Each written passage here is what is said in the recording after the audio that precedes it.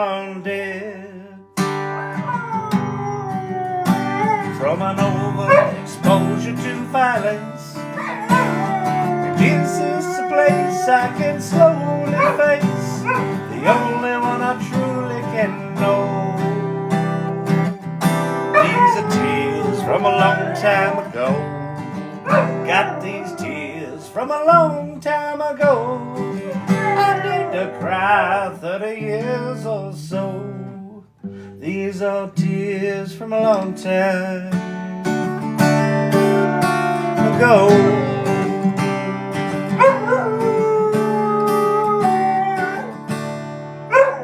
Oh darling, you say unto me, where have you been all my lifetime? Well, I have been swimming the 7 sad seas. Poor women have cost me their lifelines. I pulled them into the waters darker in. I'd have loaned them, but I didn't know. These are tears from a long time ago. Got this jammed from a long time ago.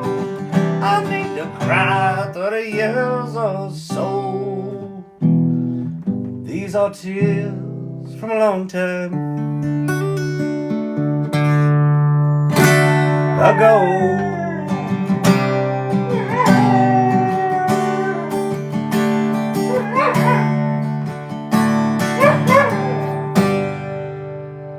Yeah, happy Saturday night. Danielle, be not afraid. She made that lovely image right there. She's given some lovely roses. Very, very much appreciated. Happy Saturday night, everybody. If you're just realizing it is Saturday night and you're like, oh my God, I had a date. Well, fuck it, you're here now.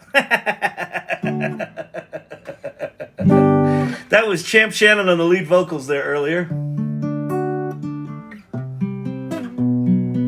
We are related. A little bit of nepotism in the AI Learning Lab.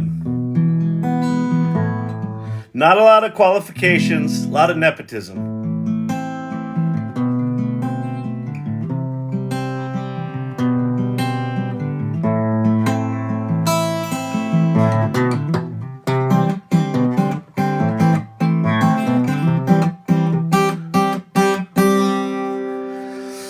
Oh, yeah. Did you finally tune? I tuned right before I got on. I tuned. I did.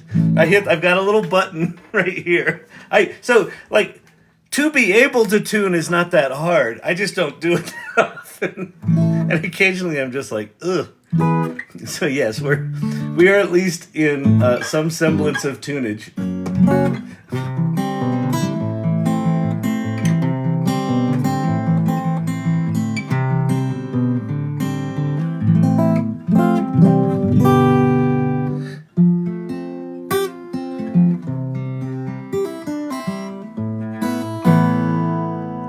What is this channel? I thought this was about AI. Is this just like some old guy singing very depressing songs played adequately?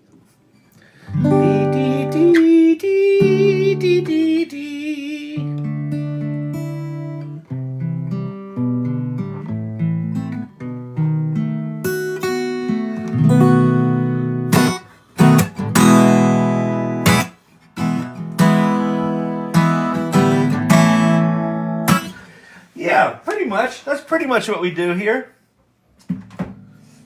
Depressing songs, adequately played. Welcome to the AI Learning Lab, everybody. What are we going to do tonight? I actually had an idea. You, Kyle? So if you're new here, here's what we do here. We just hang out. We hang out. We talk about AI. We do jam sessions. I heard you can make money with ChatGPT. You can make money with ChatGPT. It is true. It is true. This is not the channel for that. I will not give you the get-rich-quick schemes, but I will tell you exactly how to make money with ChatGPT. It's just, you probably won't like the answer, but that's okay.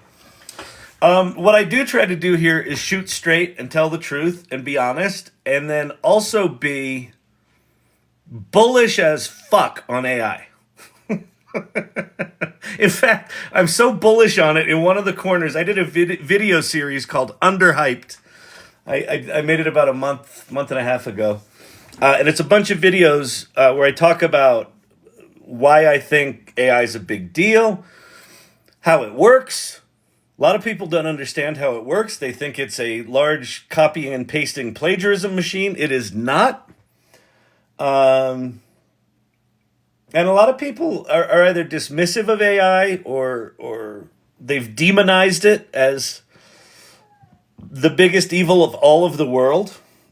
And it shouldn't be dismissed. And it's there are dangers there, but it's also a remarkably empowering tool. This community is testament to the fact that these tools are just just dramatically empowering. Really, really, really, really exciting community that's forming around this channel and the AI Salon, which I'll talk about. I think Champy's probably got to go out, so I may need to go. I may need to do a be right back. Let me get my mods up and running here on my iPad. Do. If you did not participate in Ann Murphy's GPT building session today, it was really cool. There was like 35 people there that hung out for 2 hours building GPTs. Really cool to see and be a part of. I had to leave early, but what are you going to do? Sometimes you just got to do shit. I know, champ. You got to go pee-pee? All right. So let me go. Let's do this. Let me get AI Learning Lab. Be right back. Let's see. So here's my request. Oh please. All right. Here's my request. I'm gonna go let Champy. You're a busy man. We get it. Exactly. I got. Listen. I got places to go and people to see. Emilio's wife. You know how this is. You understand the situation. I'm gonna go let the doggy do a little pee pee or whatever the hell he's got to do. Just hang out here. Do me a favor. Entertain yourselves, which I know you always do. But please share this channel. And so here's my request. Share this channel with either young people in your life that you're like, why are they not into AI? Or people in your life that you know are not into AI. That if you share with them an AI channel, it'll kind of make them cranky. Those are the people we want in here. Let's see if we can get some people to welcome to the salon.ai. Yeah, there you go. So just hang out, share the channel. Feel free to follow me. Do whatever you do. Let me go let the doggy out. All right, come on, Jimmy. Let's go. Let's go give you some relief. Let's go get you out.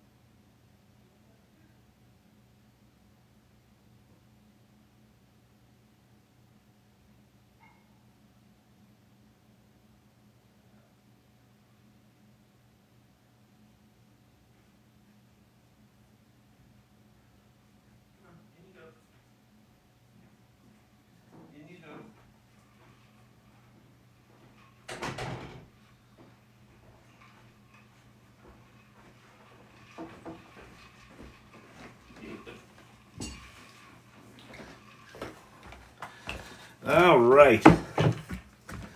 We're back. We're back. We brought Champy had a bowl of crunchies. He was eyeing up, so I think he might be a little snacky. Do. All right. Let's see. Good day to everybody. Robert Rossi, thank you so much for the lightning bolts. A good inspiration. Let's flip over to our AI Learning Lab graphic. We got a good one from Danielle. We got 4 good ones from Danielle. Got some other ones in there. We'll switch them up tonight, but I like this one. It's feeling very, very 60s. I like it. It's solid. It's Saturday night. Start recording before he goes out the old credit card. Gets out the old credit card. Yeah. Yes. So, I learned my lesson there.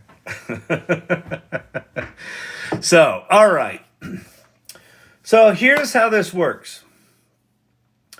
I'll do my damnedest to make this entertaining and educational, but education in a way that's like, I gotta learn something, not like that. Like I don't want to learn anything. Do I have to take notes? No. This is we're in a really fun phase of artificial intelligence. You don't know the 60s. Oh, I know the 60s. That was I know the 60s.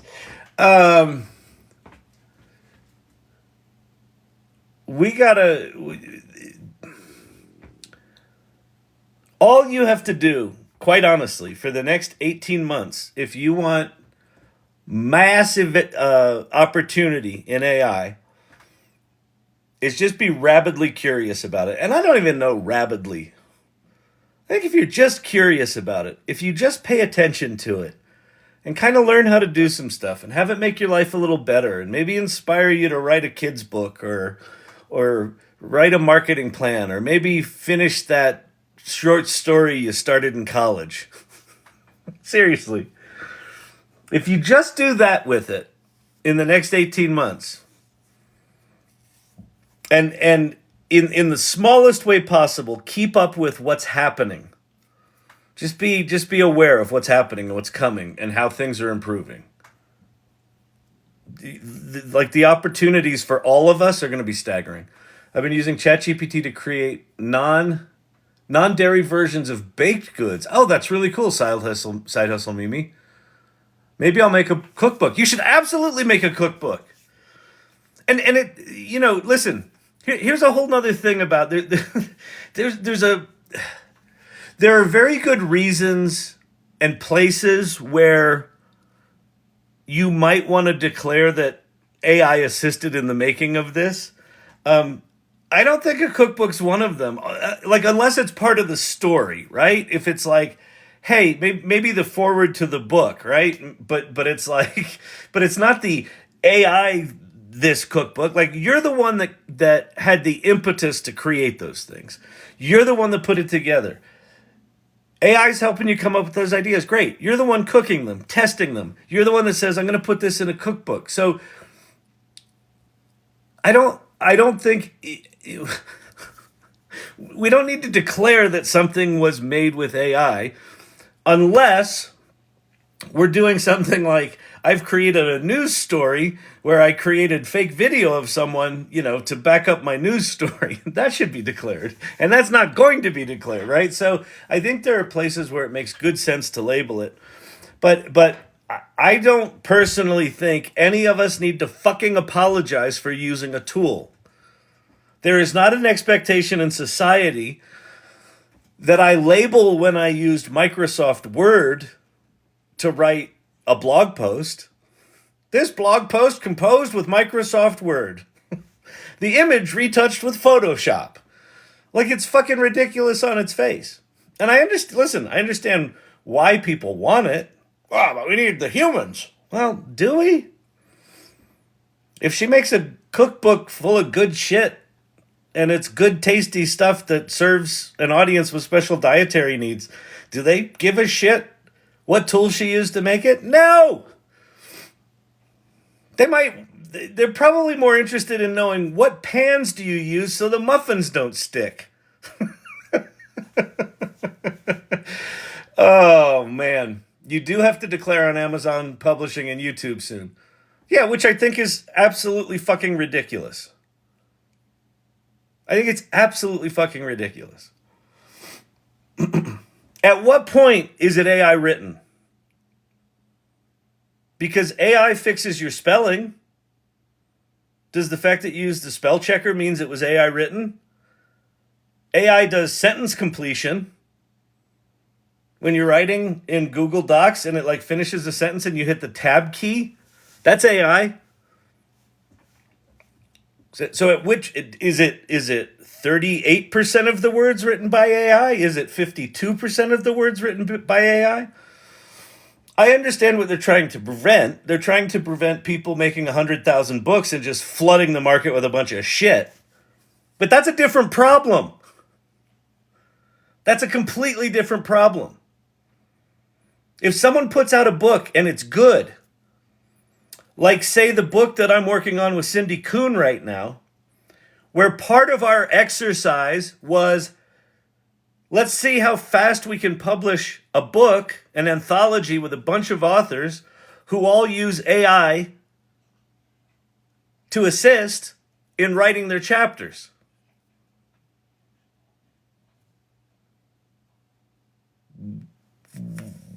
Who gives a shit what tool we used? There's so much back and forth. I have no idea how much is me and how much is AI. Exactly, Papa JJ. When you're using a tool like AI, it's like you've got a collaborative partner. Right? AI is going to write the outline, and then maybe AI is going to write the first 3 paragraphs, and then you read the first 3 paragraphs, and you're like, oh my God, that's fucking horrible. So you're like, oh, fuck, I guess I got to write the first paragraph. And you write the first paragraph, and then you copy that, and you paste it into ChatGPT and said, this is more like what I had in mind for the opening paragraph. Could you suck less? And then it writes 2 more paragraphs, and you're like, oh, good God. And then you do that for 2 hours.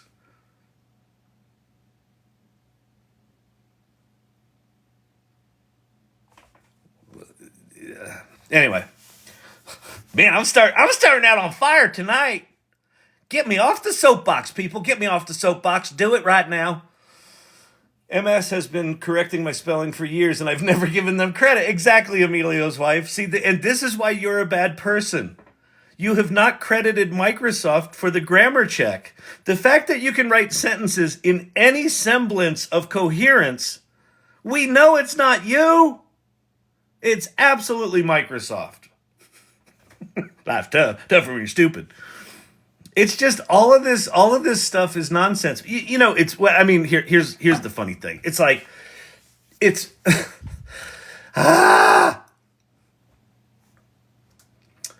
when digital photography came out, photographers are like, we should label digital photography because they aren't real photographs. They're just pixels. They're not real photographs. Every new technology that's come along, this has happened. So I don't know why I'm so apoplectic about it. You know why I'm a bit apoplectic about it is because it's funny in Anne's GPT session today, in the GPT building session that she did today, she asked like what are our hopes and dreams and fears, and one of my hopes for 2024 is that the irrational fear of AI would subside. That would be nice. So I think all of this, we gotta label it AI, is from an irrational fear because people don't understand the tool. They don't understand how it's being used. Now, I fully support. We shouldn't just dump unedited shit by the bucket loads onto the internet, and I know it's a pipe dream to think that's not going to happen. That's happening right now from these assholes. These guys are dumping that shit up one side and down the other of Kindle publishing. I'm against Drek. I'm against just fucking horrible, mindless, shitty stuff. But we've had that. We had that long before AI. AI just makes it faster to do that. You were telling us about an idea you had. Do you remember what the topic was? I don't remember what idea I had. Champy peeing through me, didn't it? All right, so let's get started. Tonight's live. About tonight's live. Oh yeah, that's what I'm gonna get to. Okay, cool, perfect. I know what it was. So what I'm gonna do is I want to start out. I want to share with you something. I want to talk about the AI Salon, and if you really want to pronounce it correctly, it's the AI Salon. It's not the AI Salon. What, are we getting mani-pedis? No.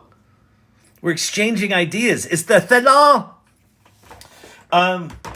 The salon.ai. Go there. It's a link tree, and you'll see there's a merch store there, and there's some links to the GPT for Good project that we did a few weeks back. But the first link is to the AI Salon community, and it's a link to we host it on Mighty Networks, but it's a community. It doesn't cost anything. Let me get that out of the way up front. Oh, he's just here to try to get us to subscribe to his little community. Well, isn't that just clever? Well, Mr. Shannon. I didn't realize we were such a capitalist pig now, did we? No, it doesn't cost you anything. It's free. This is a supportive community. It actually is. It's an amazing community. And so, hang on, I gotta find my dim button. I cut out the microphone button, but I didn't cut out the brightness buttons, which I also need. But whatever, we'll get to that. So when you get to the AI Salon, first place I want you to go is to the Welcome to the Salon section and learn about the salon. A community of extraordinary adventurers exploring the AI unknown. That's us. A ragtag group of misfits, ne'er-do-wells, and miscreants. Ne'er-do-well. How often do well? Ne'er. It's a Gary Gulman joke. And check out our values. So the values here are really important to me. They're really important to the community. This is kind of who this community is.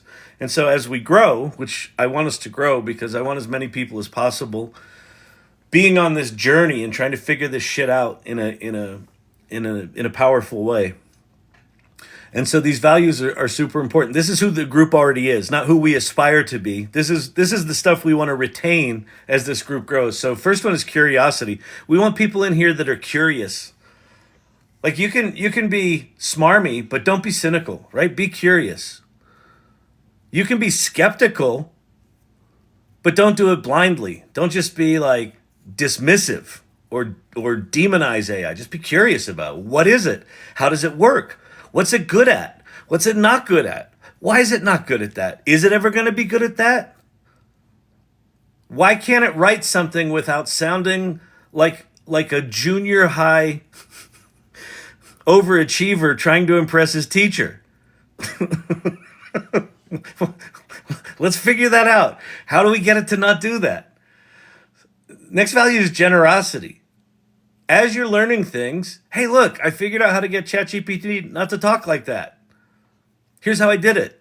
Share what you're learning.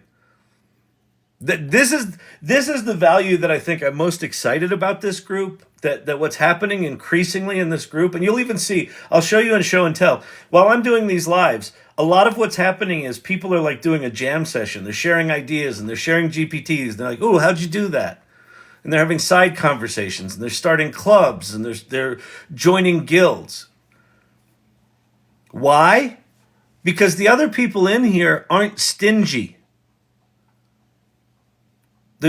Sure, we've got lurkers. Any community's got lurkers. But the MO of this community is to be generous incredibly engaged people. And so that's an important one. Exploration. Figure this stuff out. Explore. What are the new tools? Is there something better than the thing we've been talking about? Collaboration. Do it with other people. Get to know people. One of the things we encourage in the community is use your real name. Unlike Discord, which is mostly pseudonyms and things like that, we encourage people to use their real names here. Why? Because we want people to be able to connect with one another and collaborate as humans.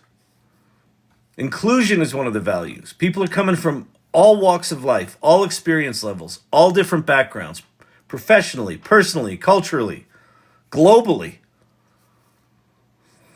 We got so many people from all over. It's just, it's amazing. And then the final value that is the one ultimately is the anchor of this community is empathy.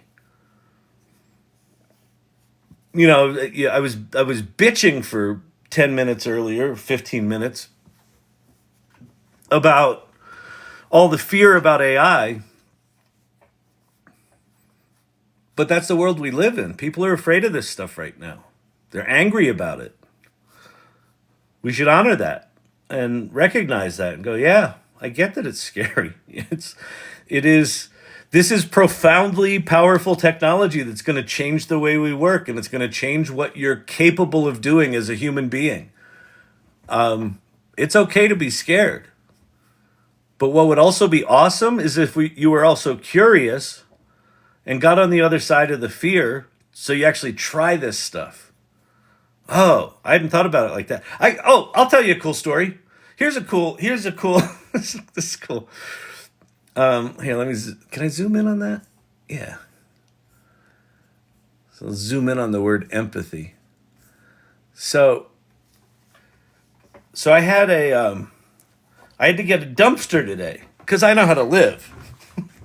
We've got to just our garage is a fucking fire hazard, and we got to get rid of some shit, right? And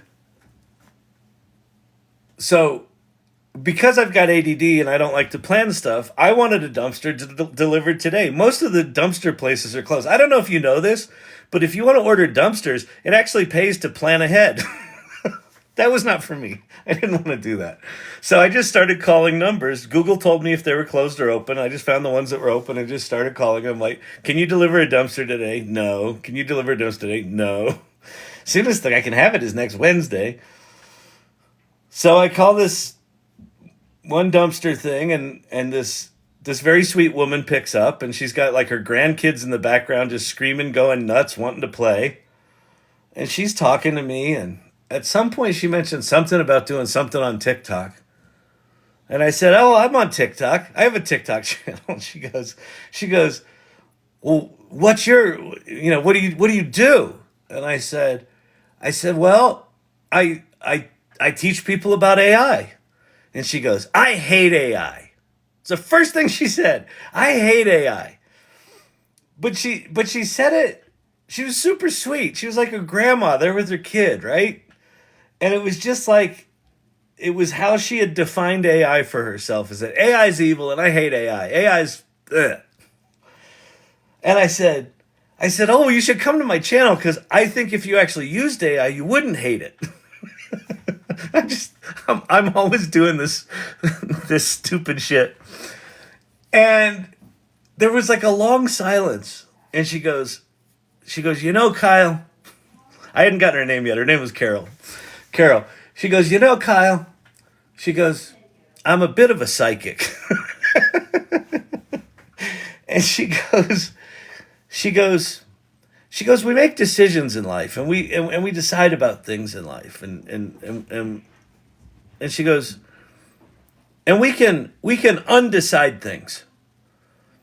And she goes, you know what? I'm going to undecide right now that I hate AI, and I'm going to be open to it. And I said, awesome, Carol. And by the end, we're like best friends. And she's gonna, and she reached out to her husband who delivers the dumpsters. And she said, hey, I got this guy on, I talked to this guy. You got to go deliver a can for him. But we're going to get TikTok. and and and we're gonna learn about AI. He's gonna teach you about AI. And the guy goes, well, TikTok's evil. Like they download everything from your phone and send it to China. So she sent me a text and said, should I download TikTok? I said, you could download TikTok. I said, you can also just watch it on the web if you don't want to download TikTok. She goes, okay, I'm not gonna hate AI, and I'm gonna be okay with TikTok. We're gonna do this. And like that's like get that people are in a weird place with this stuff. And I have a feeling Carol's going to love it. Because she was playing with her grandkid. I said, Carol, first thing you should do, go to chat.openai.com and make your grandkid like a kid's book. Have fun with it. So we'll see if she does it. Champy wants to go visit people. You want to go visit? You want to go visit the boys? You want to go visit the boys? Hey, baby.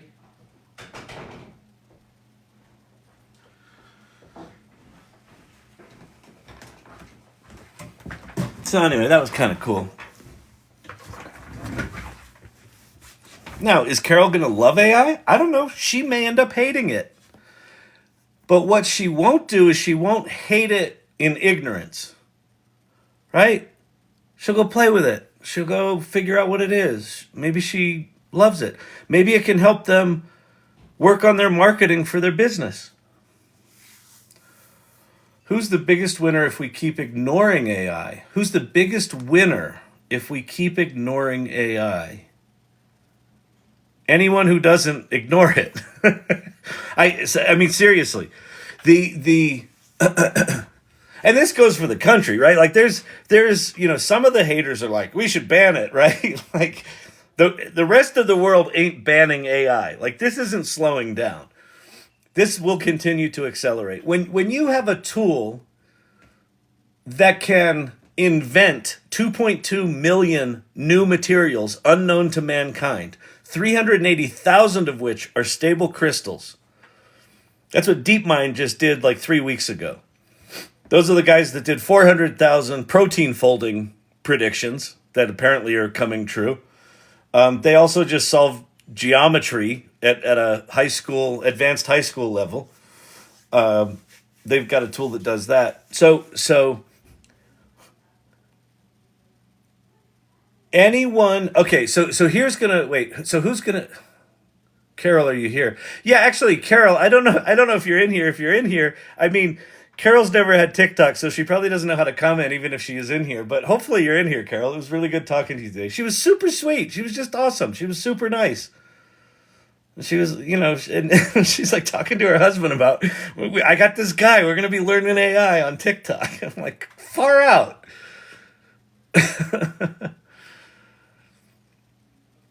I think who benefits is anyone who doesn't ignore AI. I think people that ignore AI are in for a rude awakening, and they're in for a rude awakening faster than they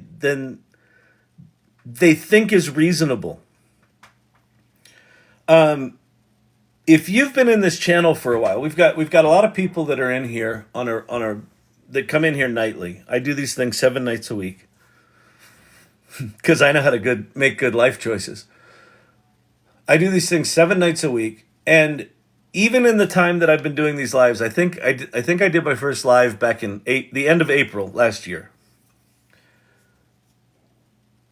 And the amount of change that's happened, the amount of what's possible from last April until now is just like I've been talking about this for the past week or so, is that I'm a little flummoxed. Good word, right? I'm a little flummoxed because the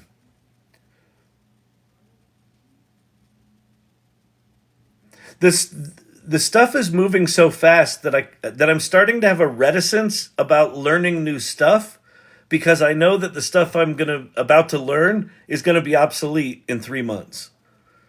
And so I'm like, do I dig deeper on anything? Maybe I don't. Maybe I'll just keep doing little prompts in ChatGPT. And I know that's not the right move, but that's kind of what's going on with me emotionally because so much is changing so fast. That change is accelerating. There's a meme going around, which I've totally adopted, which is 2023, the last normal year. And as crazy as 2023 was, 2024 is going to be fucking batshit crazy. It's going to be wild. Just what these tools become capable of in 2024. They're going to start reasoning. And they're going to start taking actions on our behalf. And they're going to get way better. So all the bitching you hear about it can't spell and people have 6 fingers and me. Most AI generated images don't look like this anymore in the hands. That was a phase. And that phase is very quickly just dissipating. So all of the little imperfections that right now we point to and go, that's why I don't use it. That little me. Those are going to all just, over 2024, they're all just going to dissipate. And then you start to think, well, oh, that's interesting. So if I had a tool that could actually write as good as I write all the time, and when I tell it to just write something, I read it, and instead of going, oh my God, that's embarrassingly bad, I read it and I go, that's kind of what I'd write. We're going to start experiencing that. So, and that's likely going to happen in 2024. So there are people right now in major corporations, Fortune 500 companies, that I guarantee you are saying a couple of things. Well, IT will deal with that. It's a technical. I heard there's security issues. IT will deal with that. They're also likely going, we got 3 to 5 years. It's what I hear is it's not all that good yet. So we'll wait 3 to 5 years. Well, what's happening is right now there are 5, 10, 20, 50 person startups that are all in on AI. And as these tools get more capable, that 50 person startup is going to be capable of out executing a 500 or 1,000 person established company. And it's going to come fast. And so the CEO that's like, we got years, it's not perfect, blah, blah, blah. All of a sudden, next fall is going to go, wait, who are these guys? What do you mean we just lost to that punky upstart? Well, figure out how they're doing what they're doing. They can't price it like that. They can't deliver. What do you mean they delivered it already? For that how do they? That's not possible. So the people that are on the sidelines, I think are going to be punished because of just how quickly the other boats. It's like we're all in little rowboats right now. Actually, this is not a bad metaphor. This is not a bad metaphor at all. We're all in little rowboats right now, right? And then off in the distance we see like waves. We don't know what they are, but we're like, we're comfortable in our little rowboat here. We'll wait for a couple of years. And then we see there's 4 or 5 things in the distance, and we see the waves, and we see them, they're getting a little bigger, and they're getting a little bigger, and then it's not 4 or 5, but it's more like 40 or 50, and then it's more like 400 or 500, and what they are is they're jet boats. You know, like those Miami ocean jet boats? We're like in our little, and these jet boats are coming at us. And the jet boats are companies and people that are AI educated. As these AI tools get better, these boats are just going to blow by us. And the waves are going to be shaking our boat, and one of our oars is going to fly off. We're like, what the hell just happened? And then the CEO is going to go like, well, catch those guys. Row faster. Sir, they're gone. What? That's not possible. Sir, I don't even know which way's north anymore. Which companies do you imagine are the most vulnerable? That's a good one.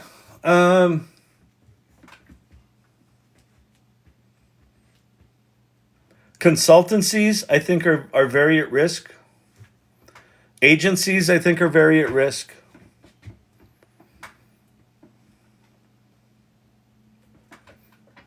I know those two worlds really well. See, I don't. The thing is, I don't think that I don't think any industries are immune. I think industries where people's lives are on the line, healthcare, airlines, a lot of the transportation stuff, probably some infrastructure stuff.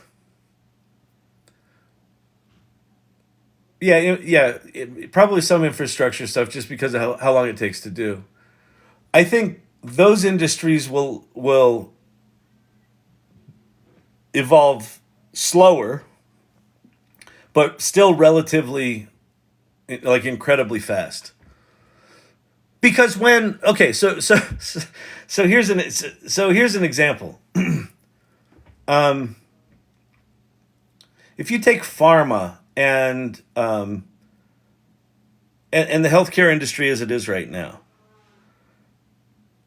Right now, if there's something that threatens their business model, right? If they make a lot of their money treating diseases rather than curing diseases, right now the cures for complicated diseases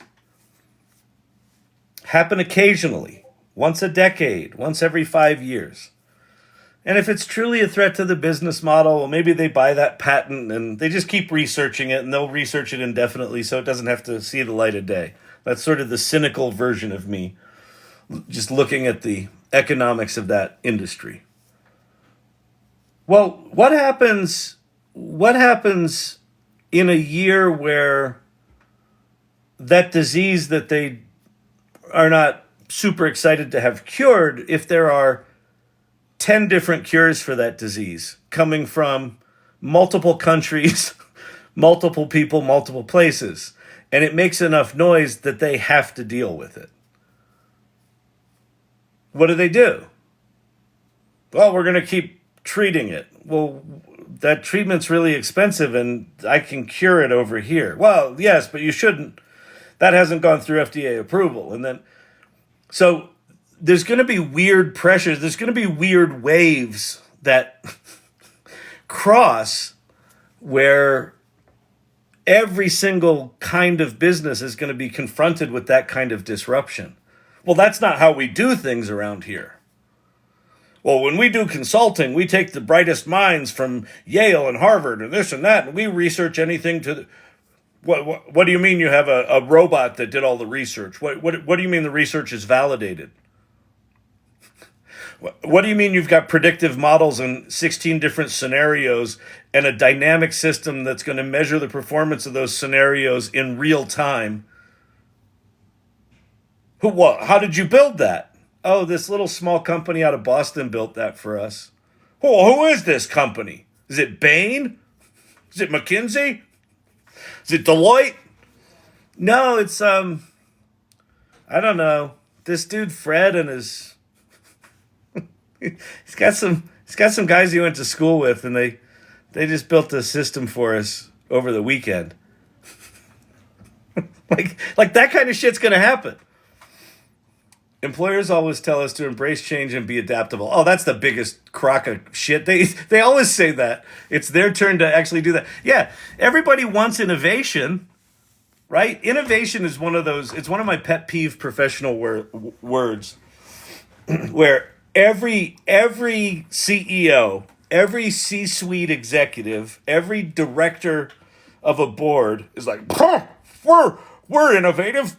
We embrace innovation and change. Change management's fantastic. Unless their business model is threatened, and then they're like, fire that person. Came up with that idea. Yeah, it's going to be wild. So anyway, back to the AI Salon and the value of empathy. Why have empathy is because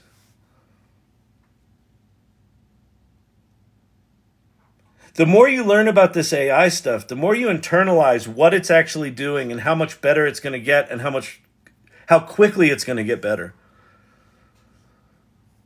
I have deep empathy for everyone in those rowboats. It's why I do this channel. I don't want anyone, I would love it for no one to be in rowboats when those jet boats fly by them. And I know, because human beings are human beings, that there are going to be a lot of people in rowboats that are just sitting in the middle of the ocean bobbing going, what the fuck do I do now? And that actually makes me kind of sad. That's one of the things that motivates me to do this. And quite frankly, I think even those of us that are on the surfboard, right? So it's, here's the metaphor, right? There's a tsunami coming. And you can be in one of two places. So one of the places people are right now, which this is something that I think we can fix.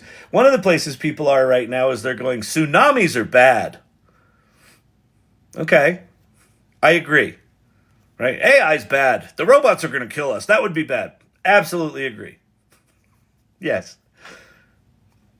You notice the water's going out, right? You notice the low tide's lower than it's normal? Do you notice that? Oh yeah, that's good. We can go look at the crabs. Okay, yeah.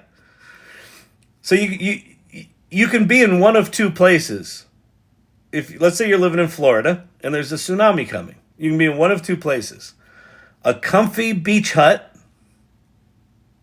or on a surfboard. What this channel about is like, buckle up, Buttercup.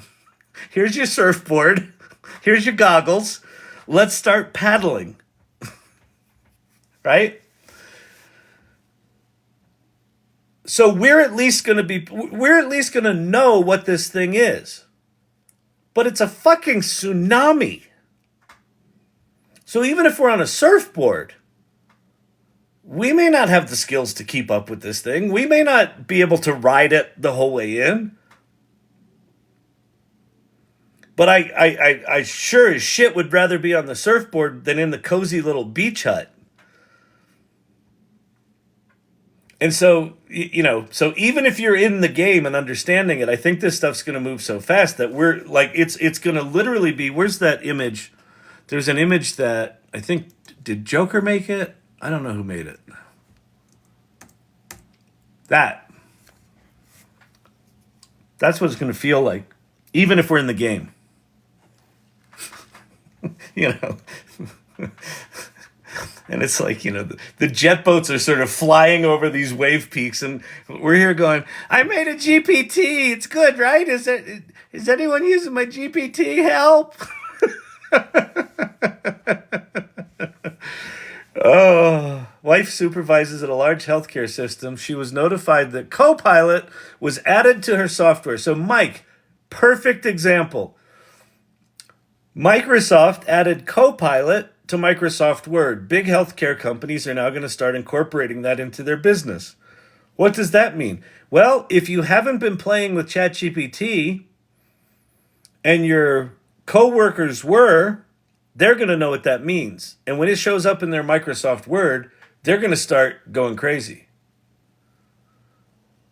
Mods, please pin. Kyle, does Ilia'S still work at Openai? That's not super clear, Ilia'S of Israel. Sam Altman was asked about Ilia'S on this week at Davos, and his response was fucking weird. His response was, I'm not sure if he still works there. It's an 800-person company. And Ilia'S was the one that helped lead the ousting of Sam Altman. And his response was, I don't know if he still works here, but I love him. So I don't know. I honestly don't know what's going on with Ilia'S. We haven't heard from him. And the fact that Sam Altman is like, I don't know if he works at the company, or maybe 500 people. They don't have a ton of people. You would at least know one of the key employees that helped oust you, you would likely know their employment status. Unless Ilia'S in some weird sort of, Buddhist retreat for 3 months to get his head together and they don't want to talk about it. It's absolutely bizarre. It's just absolutely bizarre. Anyway, so this is what's coming. So, okay. Shh, Siri, stop. So now, is that terrifying? Yeah, well, there's a part of it that's terrifying. There's a part of it that's exhilarating. There's a part of it for me that's like, I don't think people understand how lucky we are to live at a time where we get to be at the ground floor, at the beginning of a thing that is going to fundamentally alter humanity. And if you haven't used these tools, that's going to sound like a fucking weird-ass statement. Even if you do use these tools, you might not feel that way. But I feel that way. When I wrote, this was last December, right after ChatGPT came out, I wrote in 90 minutes, I wrote a fully functional Python application that took a few inputs from a user and generated 5 pieces of social media content in about 30 seconds. I've never written a line of Python in my life. I did that in 90 minutes, and that was a year ago. That was when these tools were really shitty. They're better now.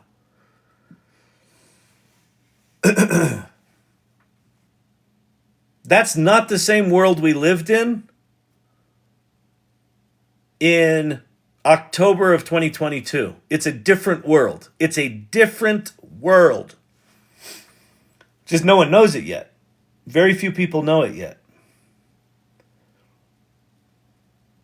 So, this group. Why did I start this group? Because having been through this with the World Wide Web in the mid-90s, because I'm an old motherfucker, what I know is that the only thing that we can all be sure of is that no one knows what the fuck is going on. There is no degree for this. There is no workshop that can teach you how to deal with this. There is no, someone knows more than I do. Someone may know more than you do, but I guarantee you what they feel like is someone knows more than I do. Everyone right now is struggling, thinking that that's them. Holy shit. How do you steer this thing? Do I kick? Oh, God. Why did I bring a llama? What am I doing? So this group is a group of AI adventurers that rather than waiting for the tsunami to come, we're saying, fuck it, let's go on the adventure. Look at the picture. Here's the picture we put together. Like, this is the adventure. It's not one person on an adventure. Like, the promised land is way out there. What is out there? We don't know. Like, we, honest to God, don't know. All we know is that this looks like a really scary journey. We know we can't go down the river of lava, so we got to jump around all these things on the side. And we better do it with other people because one of us can't do everything, right? We need the strong guy and we need the smart girl and we need the ninja and we need the wise man and we need the magician and we need the alien and we need the this and we need that. Because to get to out there, we've all got skills. And so we're choosing to be on this adventure together. And that's what the AI Salon's about. So, it was a very long-winded thing to say. You should join the AI Salon.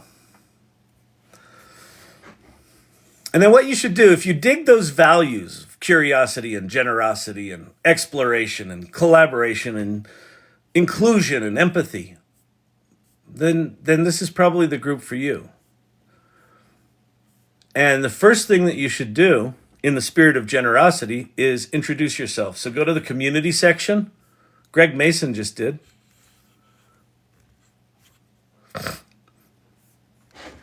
Look, he even used a cool GIF.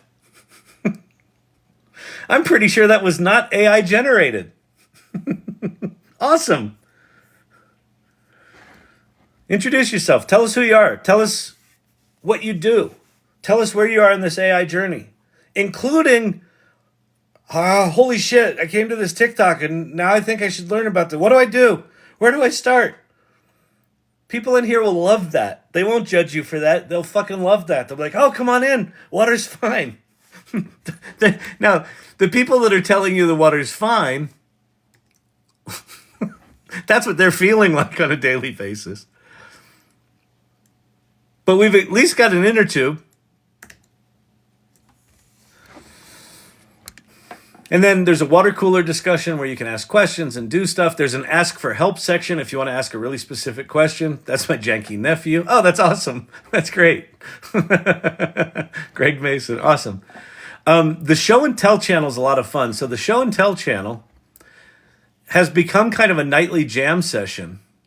Finger count is good now. Yeah, I was talking earlier about janky fingers and how janky fingers are becoming a thing of the past. We're going to look back on pictures that have 6 or 7 fingers on each hand, and we're going to go, oh yeah, that was from 2023. We're going to look back on it nostalgically. Wait, someone in here has got the handle buttercup? I fucking love that. Like one of my favorite phrases right now is buckle up, buttercup. So if your handle is buttercup here, buckle up.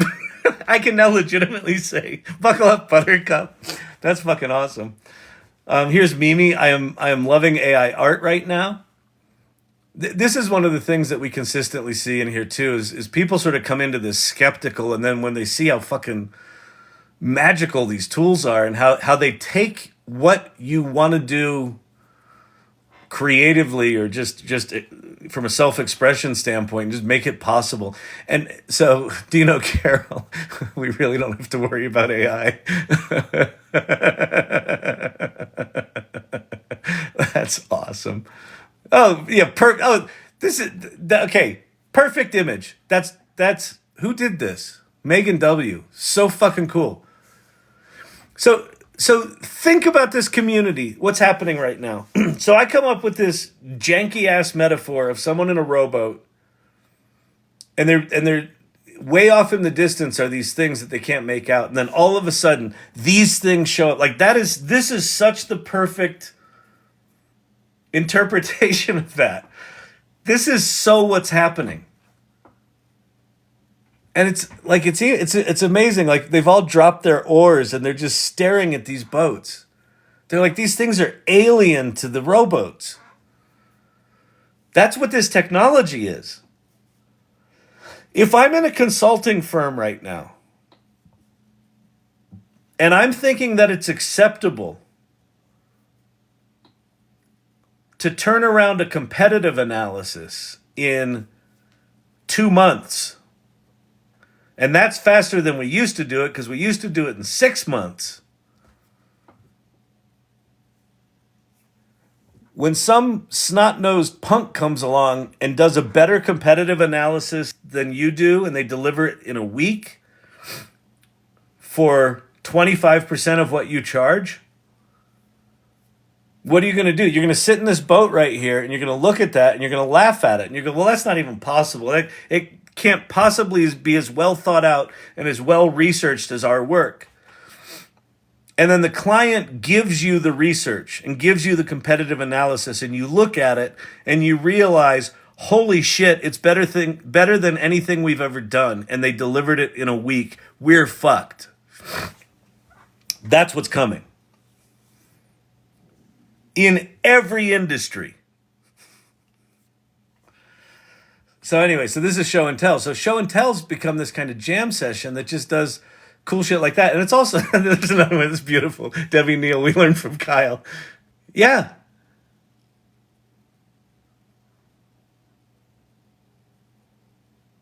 AI makes anything possible by anyone. No one has an edge anymore. Yeah. What happens? What happens when you're in a professional environment where you were the only person that had the knowledge to be able to do the thing that you do, and all of a sudden anyone in your company who has the desire also now has that knowledge. What do? Do you hang on to your proprietary way of thinking? Do you think you're going to be able to charge as much as you once did if you're a freelancer? These are really cool. So I just love that this community is like, it becomes this jam session, the AI Learning Lab dumpster fire. Yeah, exactly. Exactly. And it's funny, like, so one of my nicknames for this channel it was assigned to the channel. I didn't come up with this. It was a troll, and it was a good troll. Is they said this channel should be called Chat ADD. And I'm like, that hurts a little, but it's good. That's right, it should be. And I think there's a good lesson in that for me, that the chaos of this channel, there is a through line here. The through line is be curious, learn some shit, share some shit, talk about what you're learning, talk about what's happening, share the victories, share the losses. It's kind of chaotic, it's kind of weird, but you know what? That's the professional, not professional. That's what these tools are going to do to every walk of life. And right now it doesn't seem like that, because ChatGPT is this really janky ass tool that sits off in the corner that 95% of people have not really used. There's like 5% of people right now using ChatGPT on any level of regularity that kind of understand what's happening. 5%. That means 95% don't. What happens when 50% actually understand what's happening? It's going to be a bit of chaos. It's going to be a bit of a dumpster fire. I love that image. That's a great image. In fact, that's a good enough image. Let's grab that. Do save image as. That was Kelly, right?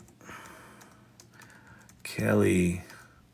I try to mark all my images with the people that made them because they're so cool. And if I ever want to use them somewhere, I want to be able to reach out to people.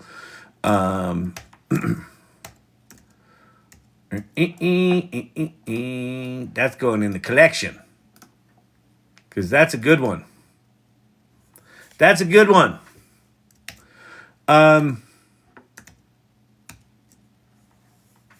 What else we got here? Show and tell's good. Better irregular than irrelevant. ChatGPT still, Dolly 3 still can't spell. Irrelevant really throws it. Although that's about as good as I've seen irregular being spelled. Yeah, this is just awesome, right? So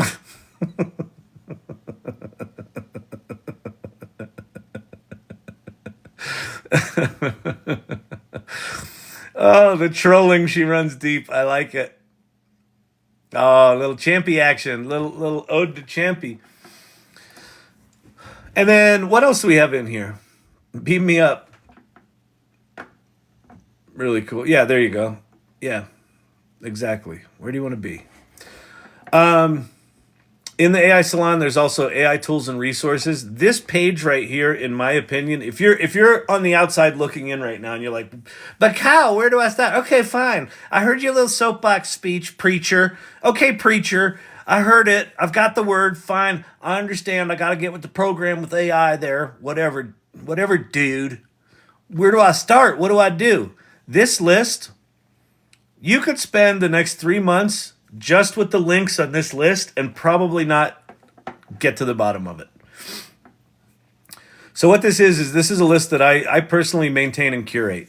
And this is tools that I think are important and will not be a waste of your time. There are thousands of tools right now.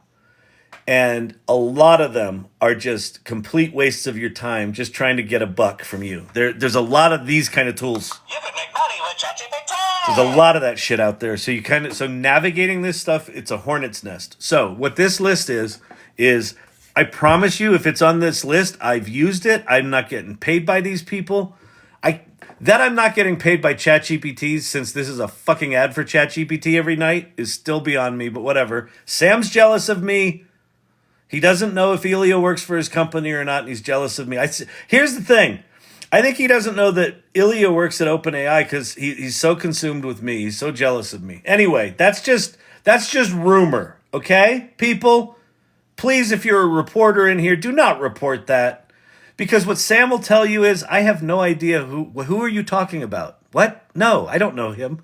That's what Sam will tell you, okay? So just, if you're a reporter, save yourself the trouble because we know how jealous he is. Anyway, if you haven't played with this stuff yet, the place to start is ChatGPT. Now, I promise you, if someone comes along that upends them, that is not as good as them, this will not be the first spot.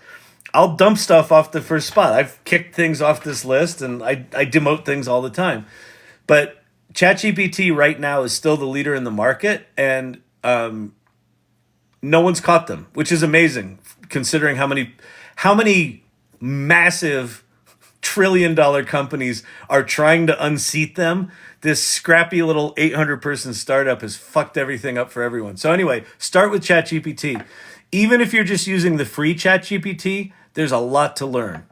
Understand what custom instructions are. Understand just what ChatGPT is and how to use it, and how to write with it, how to code with it, how to do comparisons with it, how to inspire yourself with it and brainstorm with it and solve problems with it and analyze documents with it, all sorts of stuff like that. And then if you can afford it, $20 a month, this is the best $20 I think anyone can spend right now. $20 a month, give up 3 Starbucks coffees. I always hate that when people say that, especially when they're selling courses, right?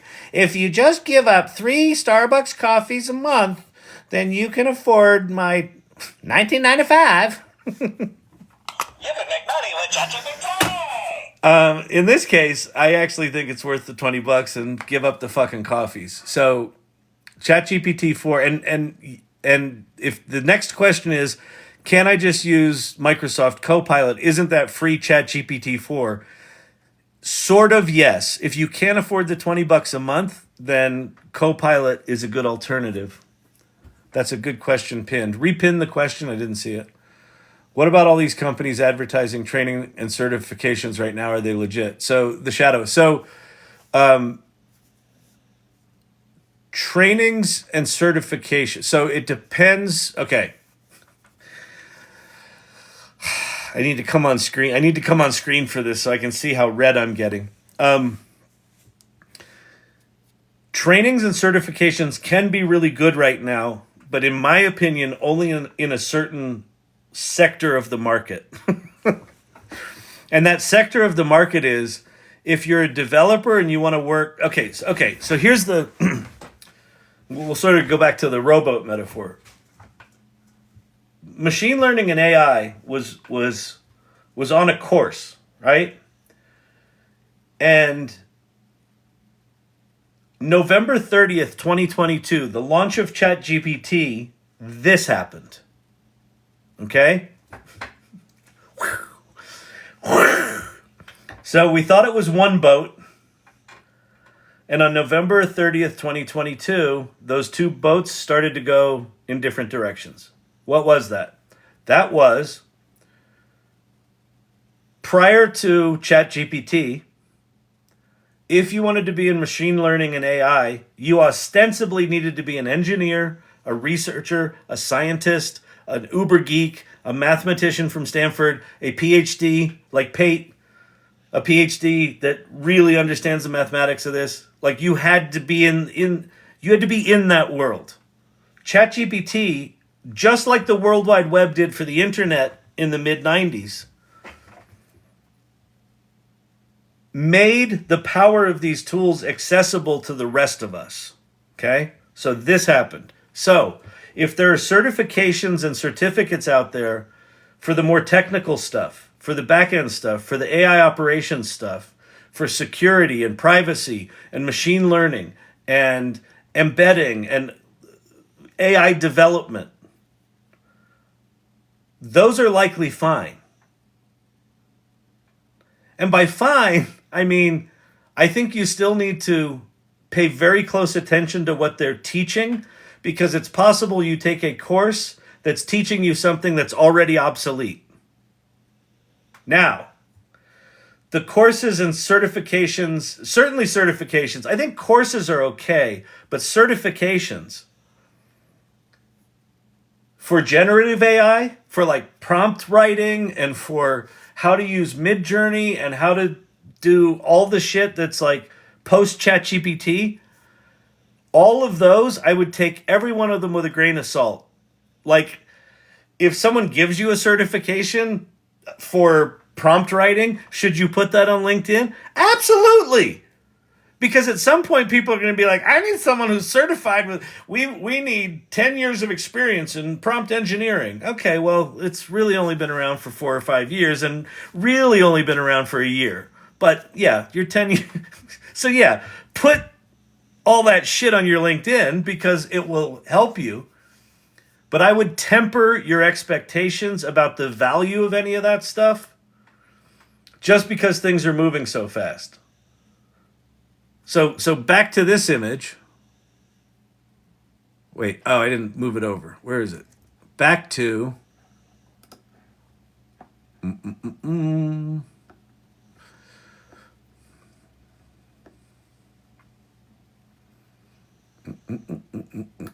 this image.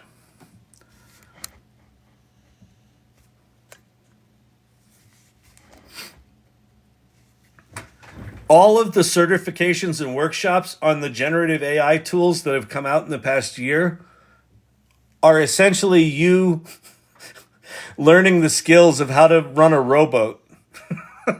This is Google's Gemini Ultra. This is GPT-5.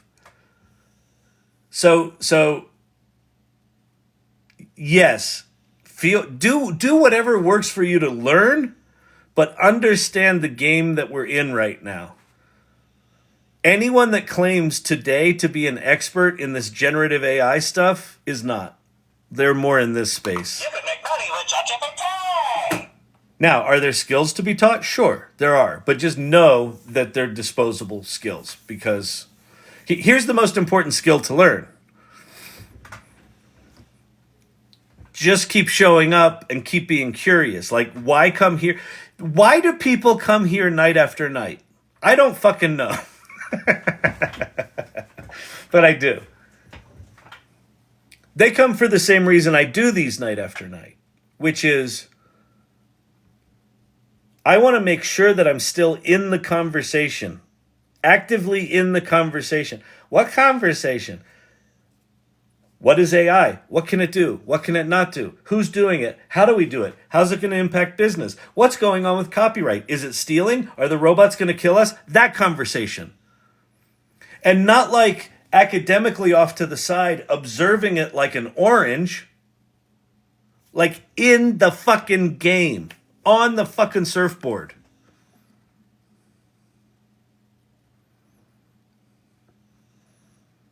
Like, why you come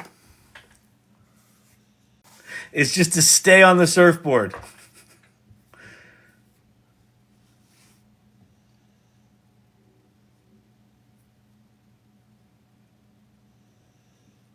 That's the education right now. And who are the professors? You know who the professors are? Well, I'm one of them. So's every single person, the irregulars that show up here night after night. A lot of them are better at this shit now than I am. Why? Because they've got different skills than I do. And they're applying them in different ways.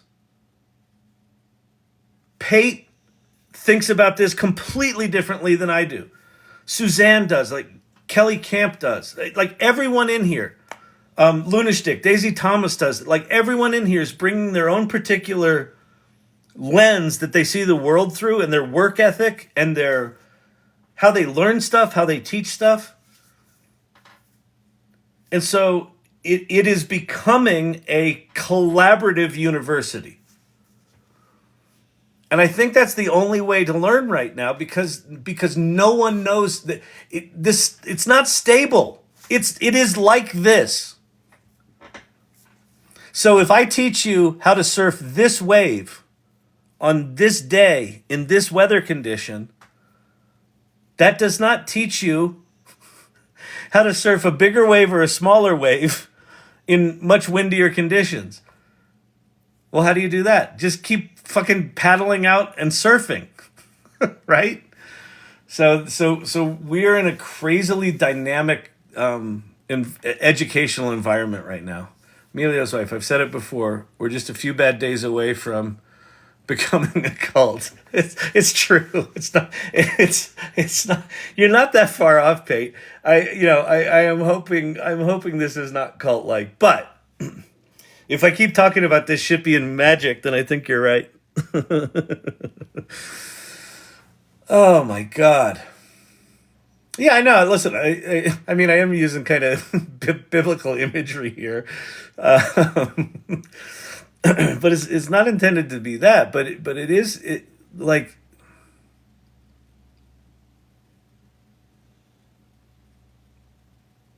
this is exciting times. This is an amazingly rare, not rare, a unique time in history that we are fortunate enough to be able to participate in. Okay. Let me go back here. Show and tell. All right. So the AI Salon. So that's the show and tell channel. Buckle up, Buttercup. Fucking just jump in and go. But I don't know anything. Nobody does. That's awesome. Back alley Llama AI certifications. Yeah. You know what, Sherry? Yes. That's right. That's what's.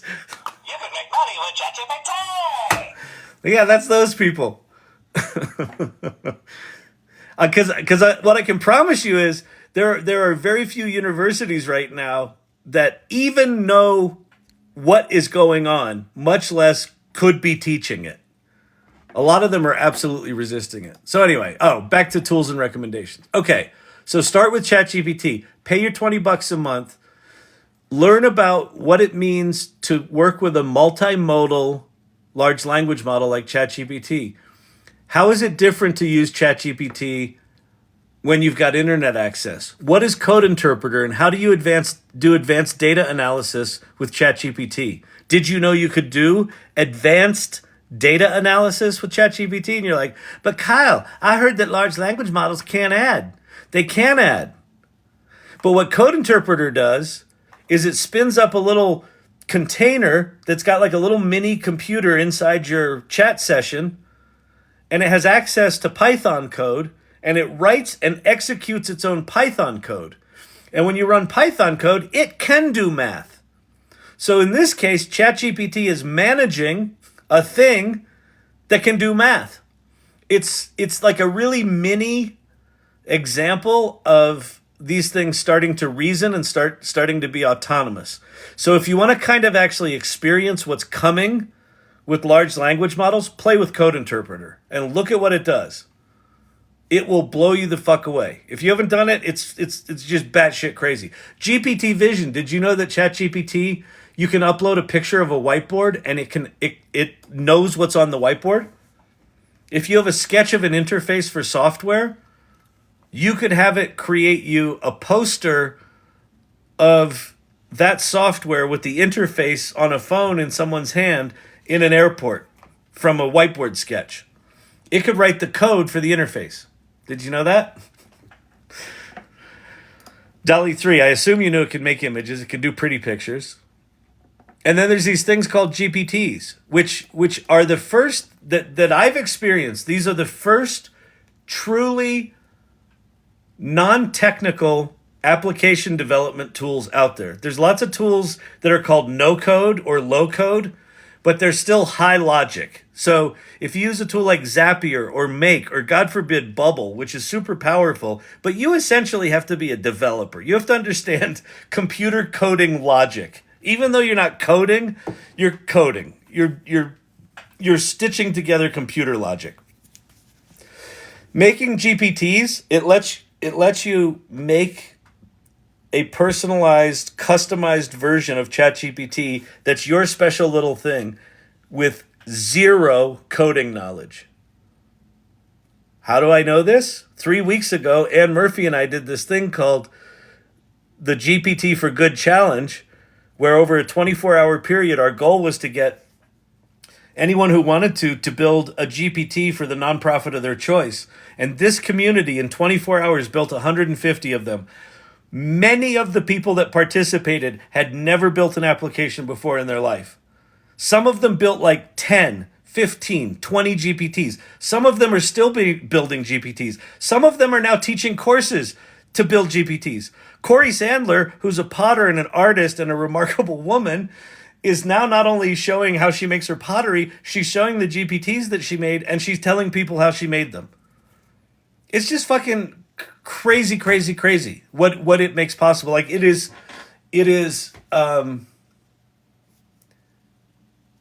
changing people's lives.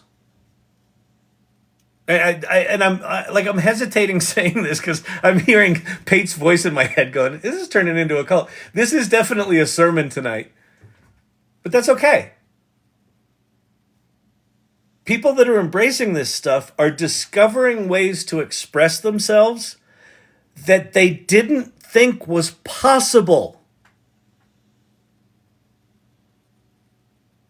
Go check out Corey Sandler's GPTs. She's got one called Iconics, Eyeconix, I think. That's an eyeglasses designer. She's super passionate about crazy, kick-ass designed eyeglasses. And so she made a GPT that does that. Becky Rue loves quilting, so she made a GPT that makes these kick-ass quilt designs. It's just like person after person after person are realizing, oh my God, like I can do this and I can share it with the world, and I can share it with the world in a way that they get to experience the joy of what I'm passionate about. Yep. So that's just ChatGPT. If you haven't experienced like all of these bullet points, go play. Well, but Kyle, you don't understand. I'm not very technical. You say data analysis and writing and executing Python code. Here, watch.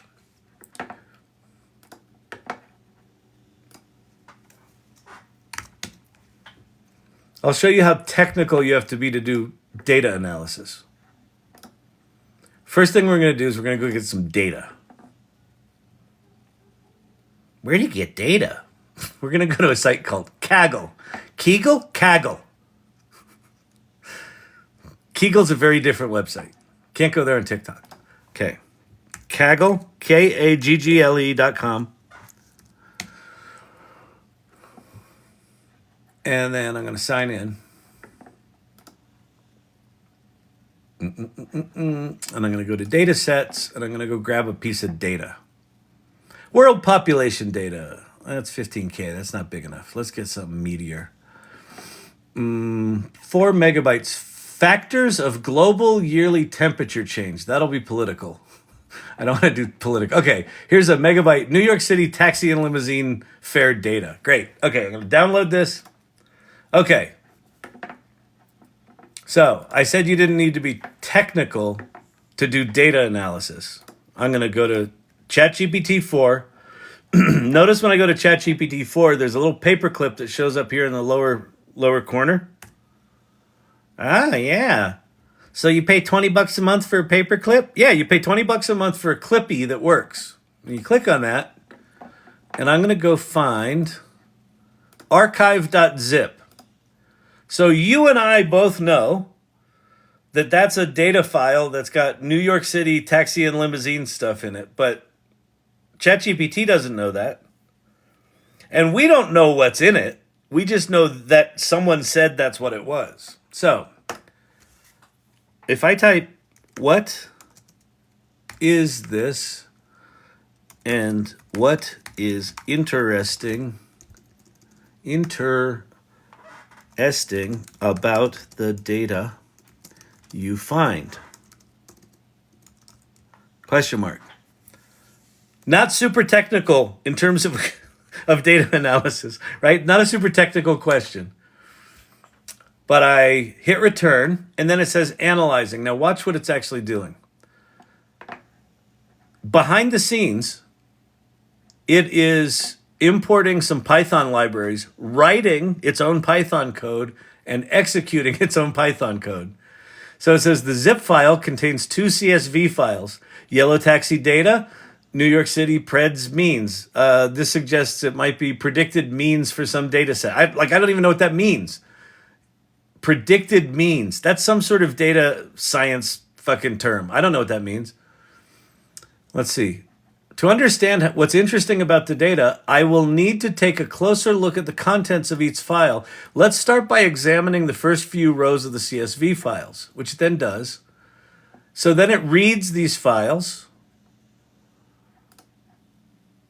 And then it says, okay, both data sets are valuable for urban planning, transportation analysis, could also be used for machine learning models to predict taxi fares.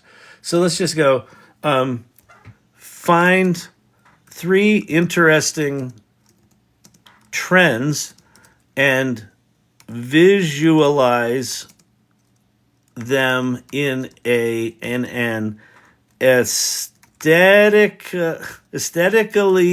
pleasing way. The hardest thing about this technically is spelling the word aesthetically, which I butchered, but it will understand what I meant. And so now it's going to go look at the data and it's going to find trends in it. It's going to analyze it. Has LLM made machine learning obsolete? No. A large language model is made possible only by machine learning. This is machine learning. It hasn't made any of that stuff obsolete. All of the technical underpinnings of making these models and doing the math and doing the data science, all of that stuff is still required. In fact, probably more so. What the large language models do is they make it what applications like ChatGPT and Copilot and Bard and Claude and Perplexity and Pi, what those things do is they make it accessible for the rest of us.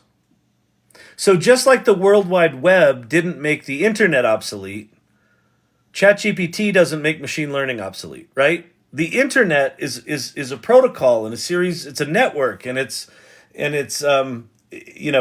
different interfaces that allow these machines to talk to each other. The World Wide Web was just a layer on top of that made it easy for us to click on hyperlinks, so we could get all the benefits of the internet without having to understand the codes. That's what ChatGPT does.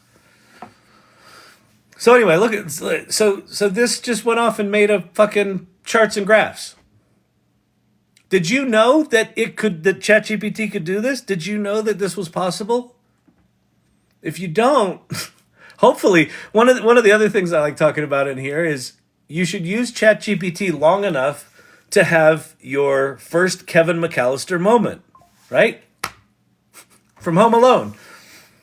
ChatGPT is the AOL of AI. Yeah, I think ChatGPT is the World Wide Web of AI because I think AOL was too much of a walled garden.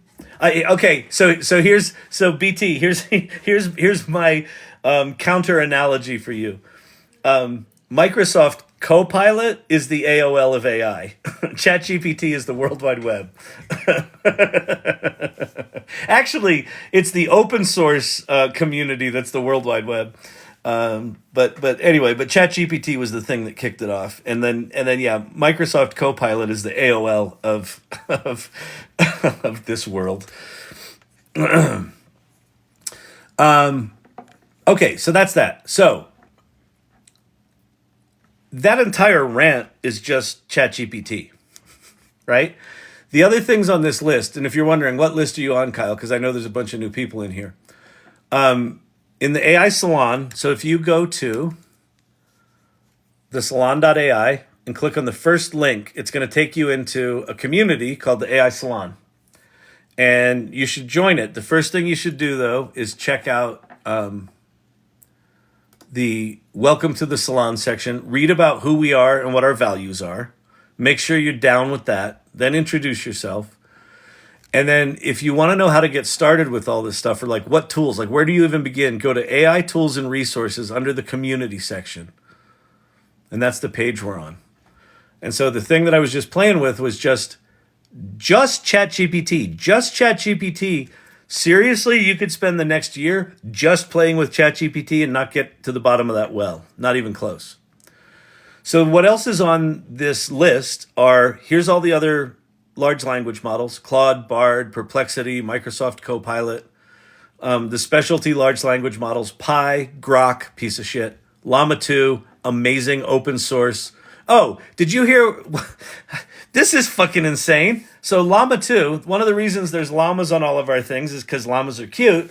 But Meta put out this thing called Llama 2, which is a GPT 3.5 level large language model. Mark Zuckerberg this week said that his goal is now AGI, which also happens to be the goal of Sam Altman and Openai. It's a big fucking deal. What he also said is they've got 300,000 H100 GPUs, and they've got the compute equivalent of an additional 300,000. So if you take their smaller GPUs, the amount of, and add all of the compute together, they've got an additional 300,000 equivalents of H100 GPUs. So Meta right now has 600,000 H100 equivalents training Llama 3. And they're going to open source it. So, holy shit. ChatGPT isn't a walled garden? Oh, it's totally a walled garden. No, it's totally a walled garden. No, that's why I was saying, Pate, that the open source community is more like the World Wide Web. The plan is there's no plan. Hang on, I think I'm being trolled by my mods. Let me check in. Scratch that, reverse it. Exactly.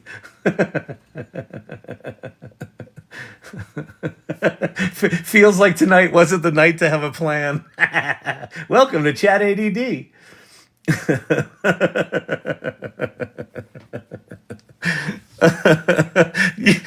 Silver Fox, I plan to be here tomorrow night too, just to check on the plan. Yeah, I haven't even gotten to the thing that I want to do. The idea that I have, I'm gonna get there. I promise I will. I have not forgotten it. Get AI Learning Lab certified. Just send a bottle of Blanton's to Kyle. Seriously, actually, Emilio's wife, for you and for anyone that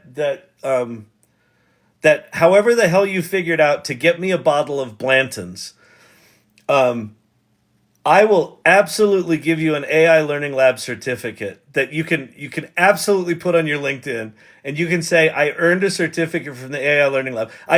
Suzanne, that is such a great idea. That is, yes.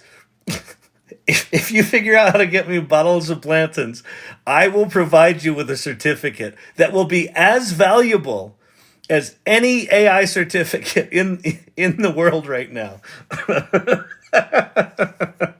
That's fucking brilliant. Okay, so at the AI Salon recommended tools, the first 9 links are all large language models, all sort of ChatGPT-like things that I think are worth your time, except for Grok, to spend time with. Grok remains on this list only because I know Elon Musk is, every one of his companies right now is an AI company, right? So Grok is going to get better. Right now it's useless. But so it remains on the list because this is going to get, something's going to happen with this that's going to make it really interesting. Just right now it's not. Okay, then here's all the image generation tools. DALL-E 3, Midjourney, Krea.ai, Decohere. This is one that's a funky little upstart. It's totally free. It's a really interesting tool. I don't even know the story behind the company. Krea is really interesting. Leonardo started as a simple kind of stable diffusion wrapper, and now they're taking all of the cool shit that's happening in the stable diffusion world, and this tool's getting remarkably sophisticated. Then you got Adobe Firefly, which is not trained on commercial copywritten data, so you can use it commercially, like in a big corporation, for example. If you don't know that Midjourney is trained on lots of copywritten data and Firefly is trained on none, well, if you're in a big company, it would probably be a good thing to know, right? It's easy to get seduced by these tools and go, ooh, they're awesome. And then this one could end up landing your company in some sort of weird ass fucking legal stuff as everyone tries to figure out copyright. Then you got video generation. There's a bunch of tools in there. Then you got audio and music. Then you got 3D worlds and objects. This world is going to explode this year. Right now it's pretty thin. And then you got people to follow. So seriously, if you spend a month just going down the rabbit holes in this document, A, you wouldn't scratch the surface of it, but B, you'd get up to speed pretty quick. So that's in there. You can also ask for help. There's also guilds. So the guilds within the AI Salon are sub-communities. So there's an AI 101 guild, there's an art guild, a writing guild, a business guild. Pate has a AI mechanics guild for understanding the behind-the-scenes stuff, how these tools work, the mathematics, all that sort of stuff. There's a healthcare guild, a video guild, an education guild. So even if you don't find your people in the general conversation areas, you're going to be able to find, specialist conversations. And it's just a remarkable community. So anyway, go do that. Okay, so here's the idea I had. Mr. IT, I'm falling asleep. Come on, dude. We're putting on a sermon here. You can't fall asleep in a sermon. Come on. You can make money with ChatGPT. Will ChatGPT evolve into Action GPT eventually? Absolutely. Do stuff versus just tell me what I can do. Yeah, absolutely, Kim. So here's let me jump out and talk about that for a second. It's worth watching the interview. There were a couple of interviews with Sam Altman at Davos this week. And he was asked about ChatGPT 5. Yeah, ChatGPT 5 or GPT 5, the model. He said a couple of things. He didn't say when it was coming out, but he said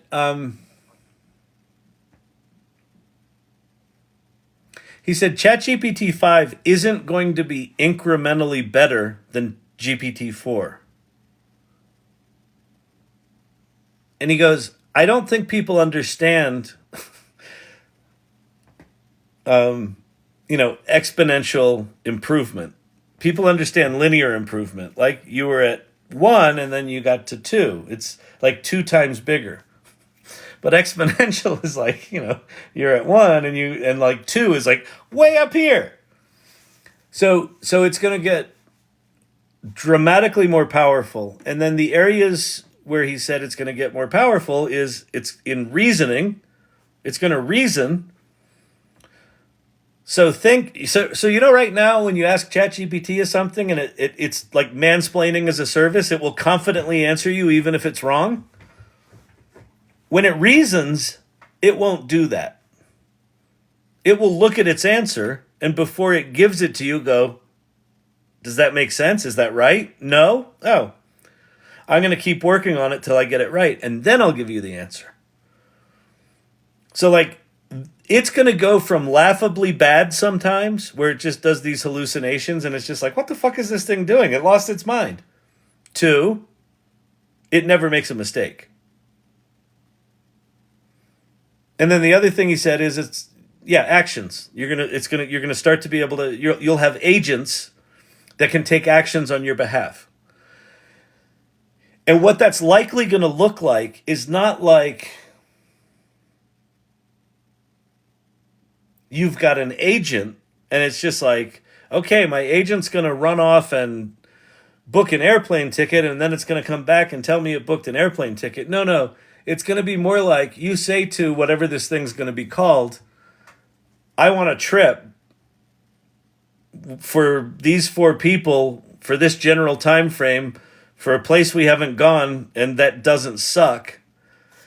And it will generate dozens of agents that will all go out in parallel and do things on your behalf. And it'll be coordinated by a central agent that's coordinating all this agents it just generated. And they'll go out and they'll book tickets and they'll come back and it'll be like, nope, those two don't work because Sally's calendar's not available and she just changed it. And so you got to go refund that ticket. These things are just going to be out doing that shit for you. So yeah, that's where it's headed. Please remind us about, oh wait, could someone just repin that? I was just reading it when it went away. Trolling with love. What's happening? Kyle's talking about ChatGPT 5.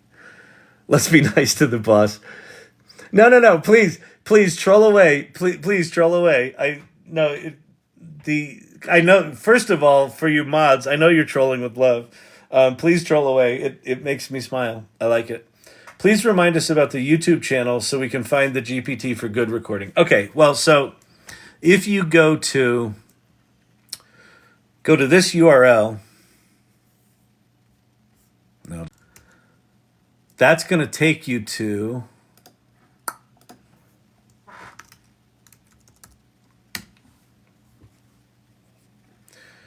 this link tree. And so the first one is to the AI Salon community. And then the next two are for the GPT for Good event that we did. The GPT for Good YouTube playlist is the second one. And that's a playlist on the AI Salon or the AI Learning Lab YouTube channel. So if you click on the second link, the GPT for Good event directory, it takes you to this site that Vicky Baptiste fucking incredibly generously built for us in real time over 24 hours. So it talks about what the event was, but then it's also a directory of all the GPTs that were made in this 24-hour period, 150 of them. And there's even, here's the document that we use to train people how to make GPTs. So this is all out there for you to use for free. And then if you go to the YouTube playlist, this is videos of this channel and also of Ann Murphy's Zoom channel that teach you how to make GPTs. So yeah, go check those things out. All right, this is so scary. We're all going to become vegetables.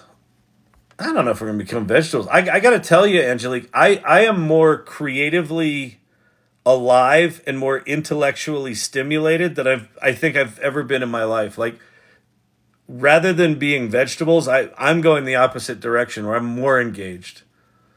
Oh, that's right, Silver Fox. And then if you want to find just the AI Learning Lab YouTube channel, it's AI Learning Lab -TT for TikTok.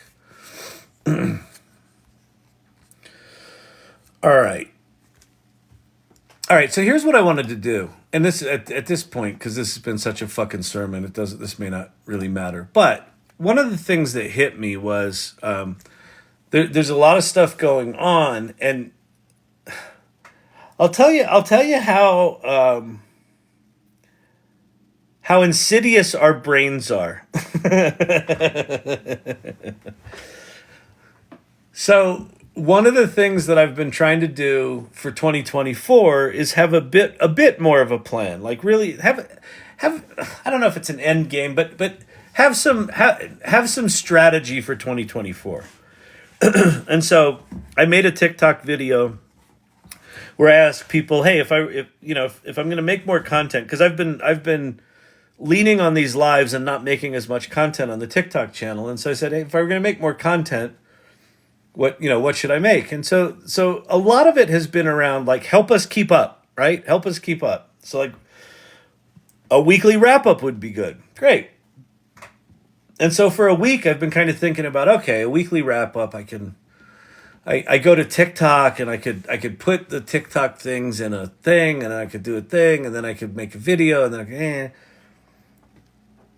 and then it hit me today that like, dear Kyle, the way you're thinking about these weekly wrap-ups is the old way of thinking, where you actually had to think about shit. And what hit me was, wait a minute, ChatGPT's connected to the internet. Like, a way we could do weekly wrap-ups is we could just ask ChatGPT, what happened in AI this week? And Let it go find some shit and then go look at it and click on links and talk about them. It's like, oh, that's kind of easier. And so AI Daily Rundown by Suzanne. Oh, okay, cool. Oh, that's right. Suzanne did the so Suzanne Welker Jurgens, Jurgens. Go look her up on the GPT chat store. What is it? Well, why don't I go do that now?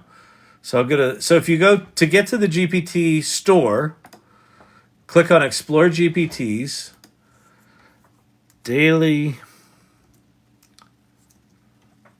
AI Rundown. Yeah, it worked. Okay, so go to the the Daily Rundown, the AI Daily Rundown by Suzanne Welker Jurgens, and here you go. Today's AI and emerging tech. All right, great. And I assume this is going to run off and do a Bing search. Yep, doing research with Bing. I did a quick search, so now it's doing some more. AI 101 open session. Oh, okay.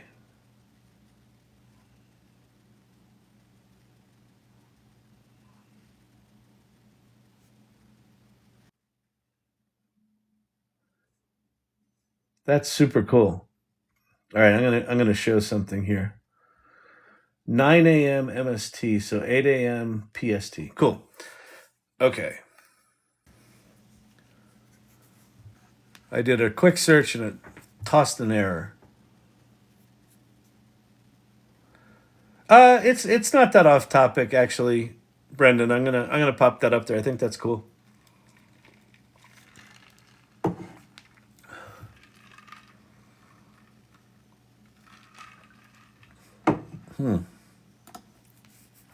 What was the quick search it did?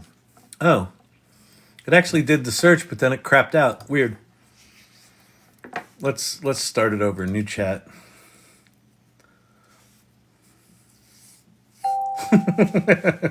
Thank you, Vicky.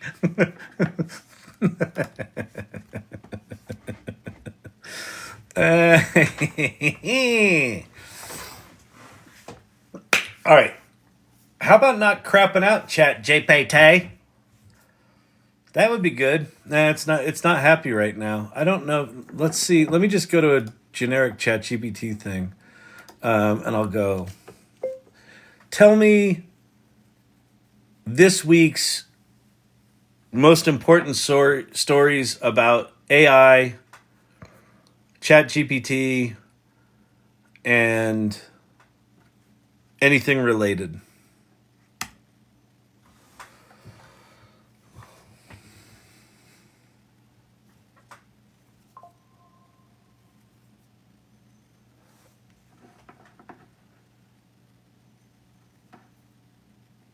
There was only one. ChatGPT. Only one thing happened this week, according to ChatGPT. This is why this was an experiment. So, Japanese author uses ChatGPT for award-winning novel. Oh yeah, I heard about that. She disclosed. So Kudan, a Japanese author, disclosed that she used generative AI, specifically ChatGPT, to write parts of her award-winning novel, Sympathy Tower Tokyo. She stated that about 5% of her book included verbatim sentences generated by ChatGPT. And, like, that sentence pisses me the fuck off. Like, who gives a shit what percentage it was? Right? Because it's like... And having used ChatGPT to write, I'll tell you, this is a very cleverly worded sentence. About 5% included verbatim sentences generated by ChatGPT. I guarantee you, a lot of that book was generated by ChatGPT that she then rewrote. So those weren't the verbatim sections. But who gives a shit? If the book was good enough to win an award from people that read the book, and she took the time to edit it and write it and craft it and put her name on it and say, yeah, I stand behind this book. How many of the words in that book were spell corrected by Microsoft Word? Why don't we have that percentage? How many grammatical errors did she make that were corrected by Grammarly AI? Why don't we have that percentage in this book? Who gives a shit how much of the book was written by AI? Now I'm getting all fire and brimstone. You can make money with ChatGPT. Damn it.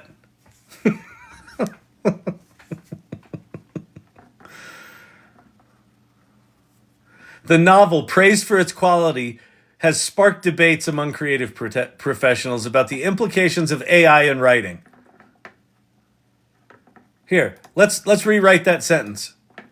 The photograph, praised for its quality, has sparked debates among photographers about the implications of digital photography in photography.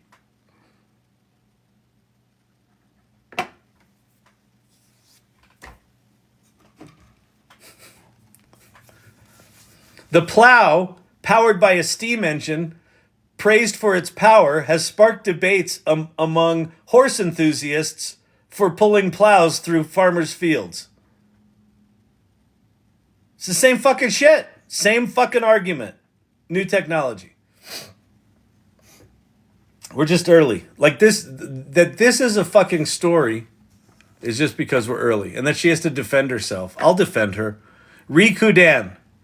You don't have to defend yourself. If you put a book out there good enough that it won a fucking award, I'm not going to ask you what tools you use to write it. It's not my business. I don't give a shit. If it's good, it's good. Period. Do I give a shit if someone took an AI-generated image into Canva and added text in Canva? No. I'll just marvel at the fact that something was spelled right in an AI-generated image. Oh, good Lord. I'm fucking fired up.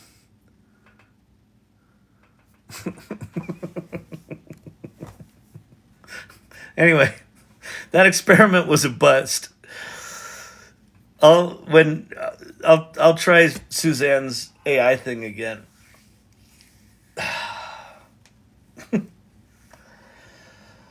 Oh, good Lord, people. What are we going to do? You know what we do? Here's the deal. All the hand-wringing, all this pontificating about is it good or bad. Okay, so here's back to the metaphors. Okay. So we got our tsunami metaphor, right? We got our beach cottage. You can be in one of two places. You can be in the beach cottage or you can be on the surfboard in the tsunami. Okay? Those are your choices right now.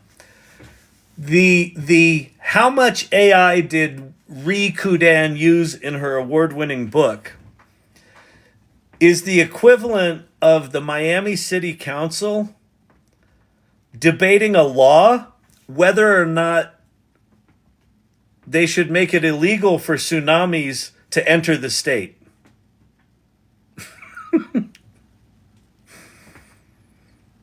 That's what this is. Now, should we not have the debate? You can have the debate. You can actually pass the law. And the law passes. Miami has declared it is now illegal in the city and county of Miami-Dade County, Florida, for any wave greater than 20 feet to enter the municipality and greater county therein, for a period no less than 100 years. We've done it. Congratulations. We're safe from tsunamis. All right. Do you hear that rumble in the distance? It doesn't care about your stupid fucking law or your stupid fucking debate about what percentage of her book was written by AI. Still coming. If you don't think writers are going to use the most powerful writing tool in the history of humanity, what are you, fucking high?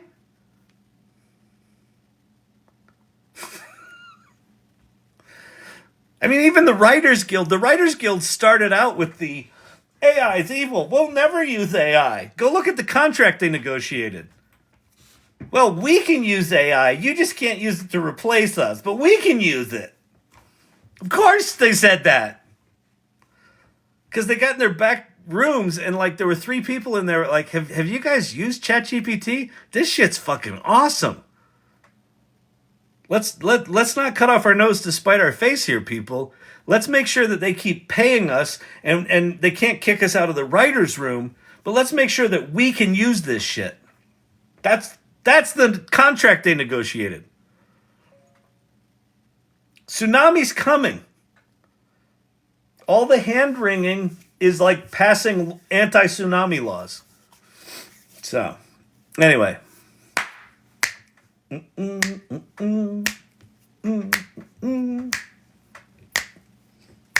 see if Champy wants to sing. Good Lord, people. All right. Any tools that add music to a video automatically based on content theme? Not right now, Dr. Bod.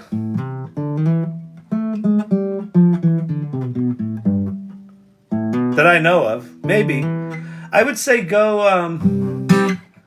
Yeah, it's possible that someone's built something like that. I would think some of the dams or Premiere might even be adding something like that where it can take the beats of music and automatically cut shit into it. So I would say check out futurepedia.io, and then I would also just Google search that specific thing.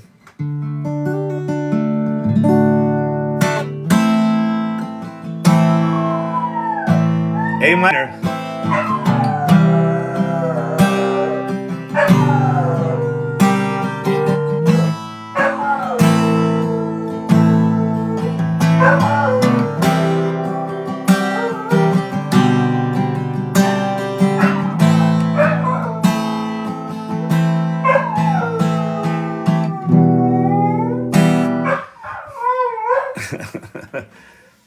Oh, ai.invideo.io. Sounds like InVideo might do that video to music thing, according to Danielle. Be not afraid.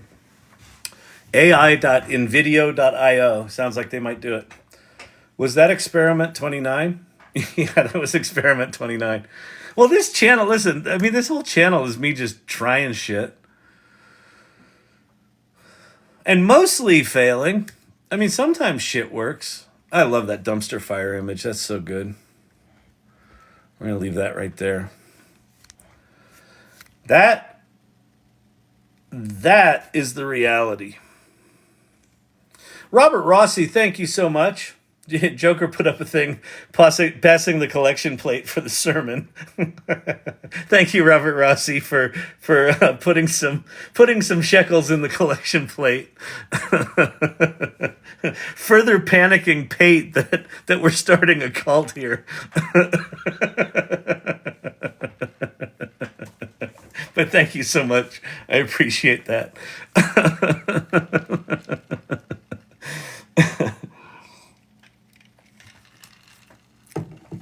Oh, man.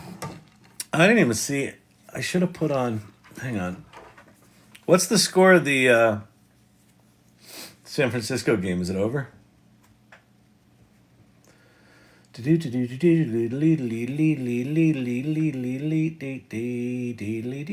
Oh, must be over. My bro said he heard a programmer went and used AI to get 24 jobs at once. 101. Why not? So that's the kind of thing. So as a programmer, if you're a freelance coder and you're good, you could probably take on 2 jobs, right? Maybe 3 if you got 2 lightweight ones and a heavy one. If you get baller with AI as a pair programmer, yeah, you could probably go to 10 clients, or if you're really ambitious like this person, 24. It doesn't make sense. These tools give you superpowers. They exponentially, they level you up.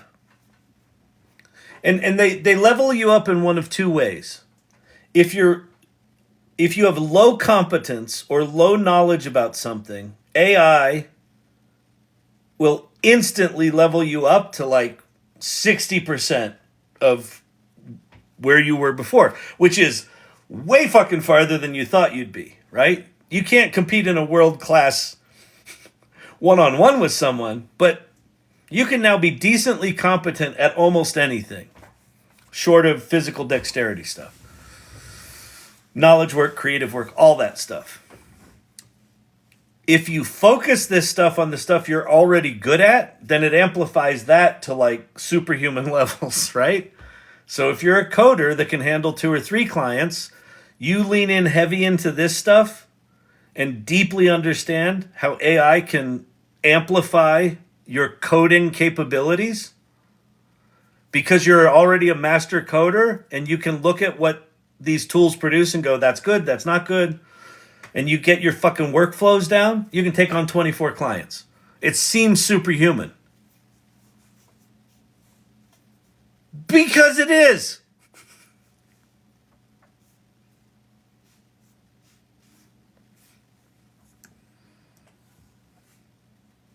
So sad I don't have experience. Not so sad. Not so sad. None of us have experience right now. No 182. None of us have experience right now.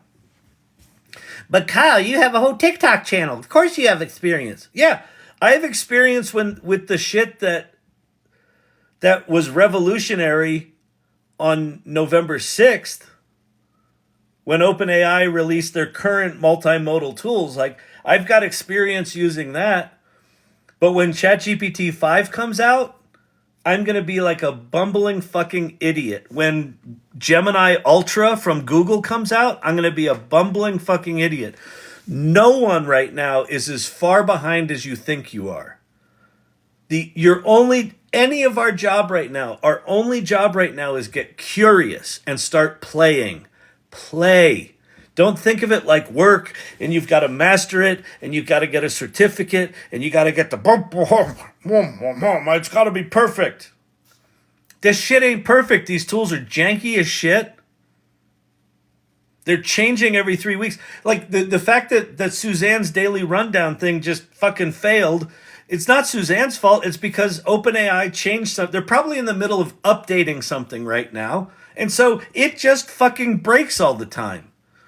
We were on the GPT thing that Ann Murphy put on today, and someone said, Corey Sandler. Yeah, I did this thing. It used to give back this really cool table where it organized the answer. Now it just gives a bulleted list. I don't know why it doesn't work like it did before. Because these things are janky pieces of shit, and OpenAI keeps changing everything.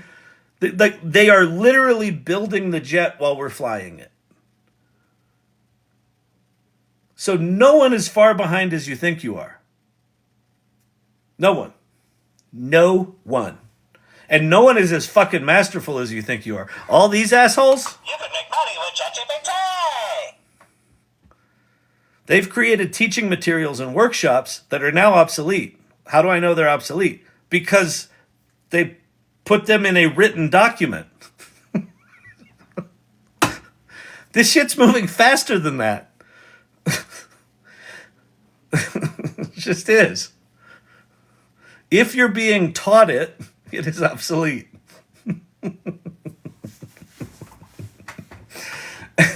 Whee! But Kyle, I've created a course and mine is not obsolete. Okay, great. Right now it's not obsolete. In 3 months, when ChatGPT 5 rears its ugly fucking head, or when Gemini Ultra shows up, do you think your how to wrangle ChatGPT to hallucinate less is going to be interesting when these tools stop hallucinating? It's like, and listen, I'm not shitting on anyone who's putting together, like, people need to learn stuff. Like, so it's valuable to learn stuff. Just know that what you're learning has a very short shelf life. And so what I think the implications of that are is we all, what do they call it? Be in monkey mind, right? That's the Zen thing. Be in beginner's mind. The beginner's mindset. We all need to be in the beginner's mindset. Don't seduce yourself into thinking you've got this shit figured out. We're all in rowboats right now. We're all, wait, where is it? We're all in that inner tube in these stormy seas.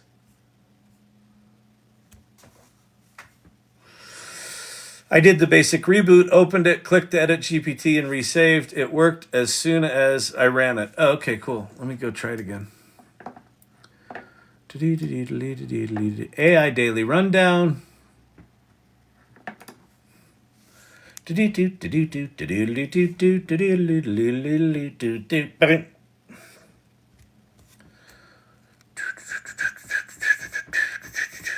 Bruh, you need a haircut. I know, Karen, right?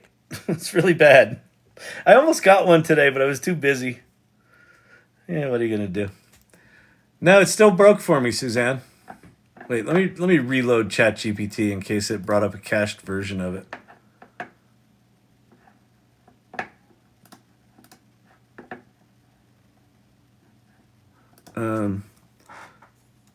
What's the latest AI news this week?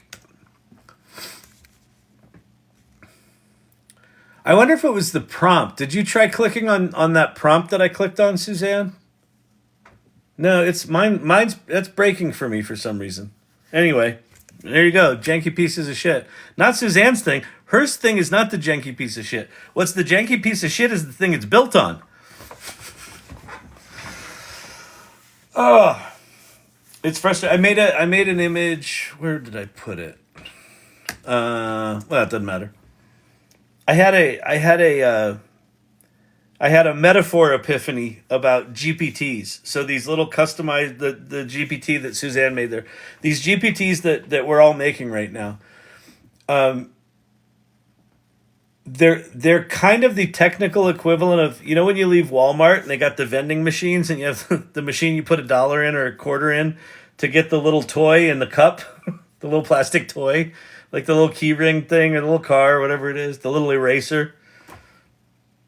That's sort of what they are. And like they give you joy and they're kind of cool, and then you're like, you know, they're like, what do you do with them? Like they don't have any value. Right? Now, some of these things have value, but they're ephemeral like that because they're built on top of like ocean waves like this that are moving this violently. And so so what you might say is, well, then I shouldn't build them. No, you should absolutely fucking build them. Because people that are building them right now and getting good at this and establishing a name for themselves and becoming trusted are going to have massive opportunity. And as these tools get better, the people that know how to play this game are going to be right there. They're going to be the first ones out of the gate with remarkable shit. I mean, some of these GPTs are quite remarkable. The fact that Openai keeps changing the fucking infrastructure underneath them is frustrating, but it doesn't mean you shouldn't do it. Bruh, you need a haircut. I love that. The best experience is experience. That is a solid quote. I like it and I agree with it.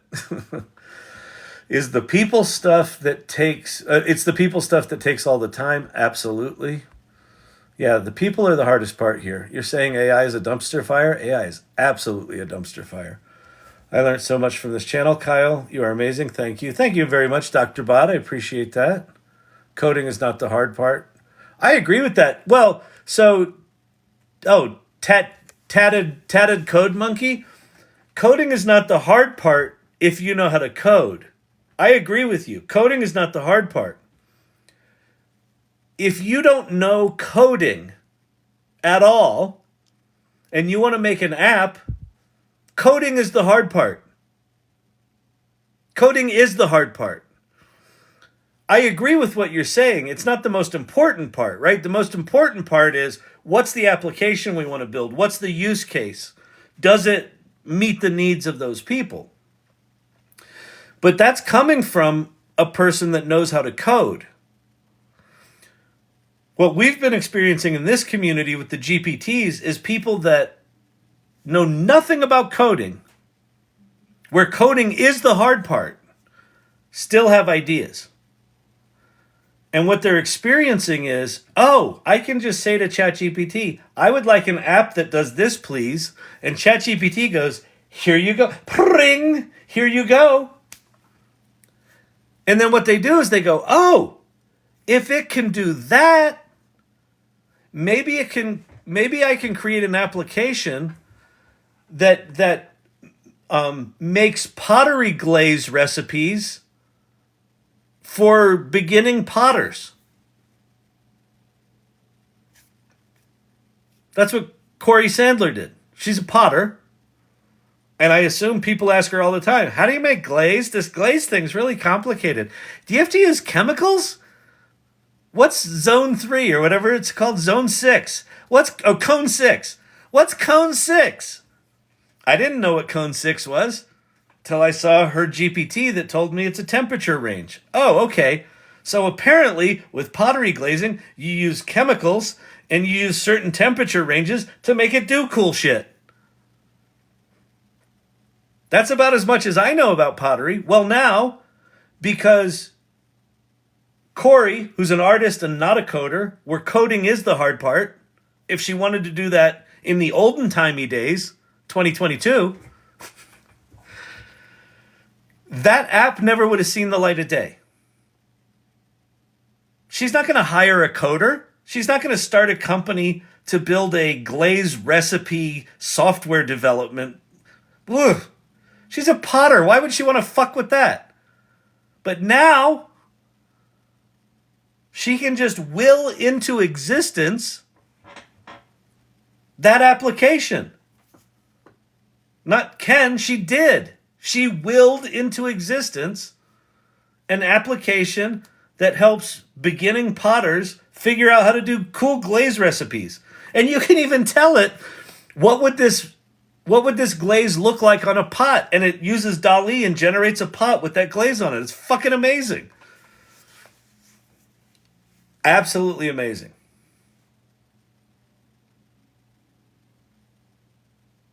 .101, and if you dropped the ball on one job of the 24 and lost it, oh well, move on. Yeah, exactly.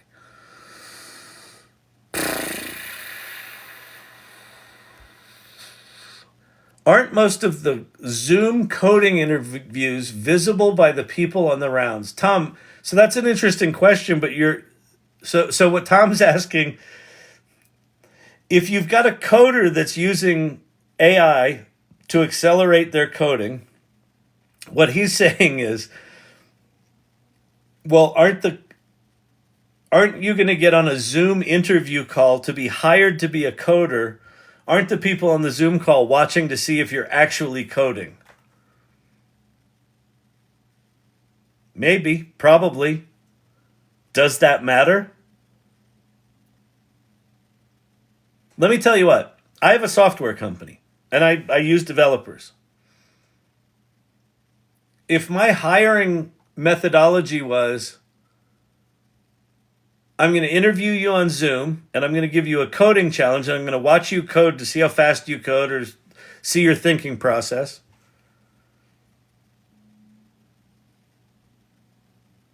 And then someone showed up, and they said, hey, I took your coding challenge, and I did that, but I also did 10 other coding challenges, and I looked at your software, and I refactored your software so it can now run on Microsoft Zune hardware. I'd hire that second guy or girl. I don't give a shit how they get the code done. What I care about is, can they do the job? And if the job is to make my software not suck, and someone comes in and proves that they can do that faster, better than someone else, I don't give a shit how they did it. Well, what if it's not efficient? Then I'll wait 6 months, and when GPT-5 comes out and it can do reasoning.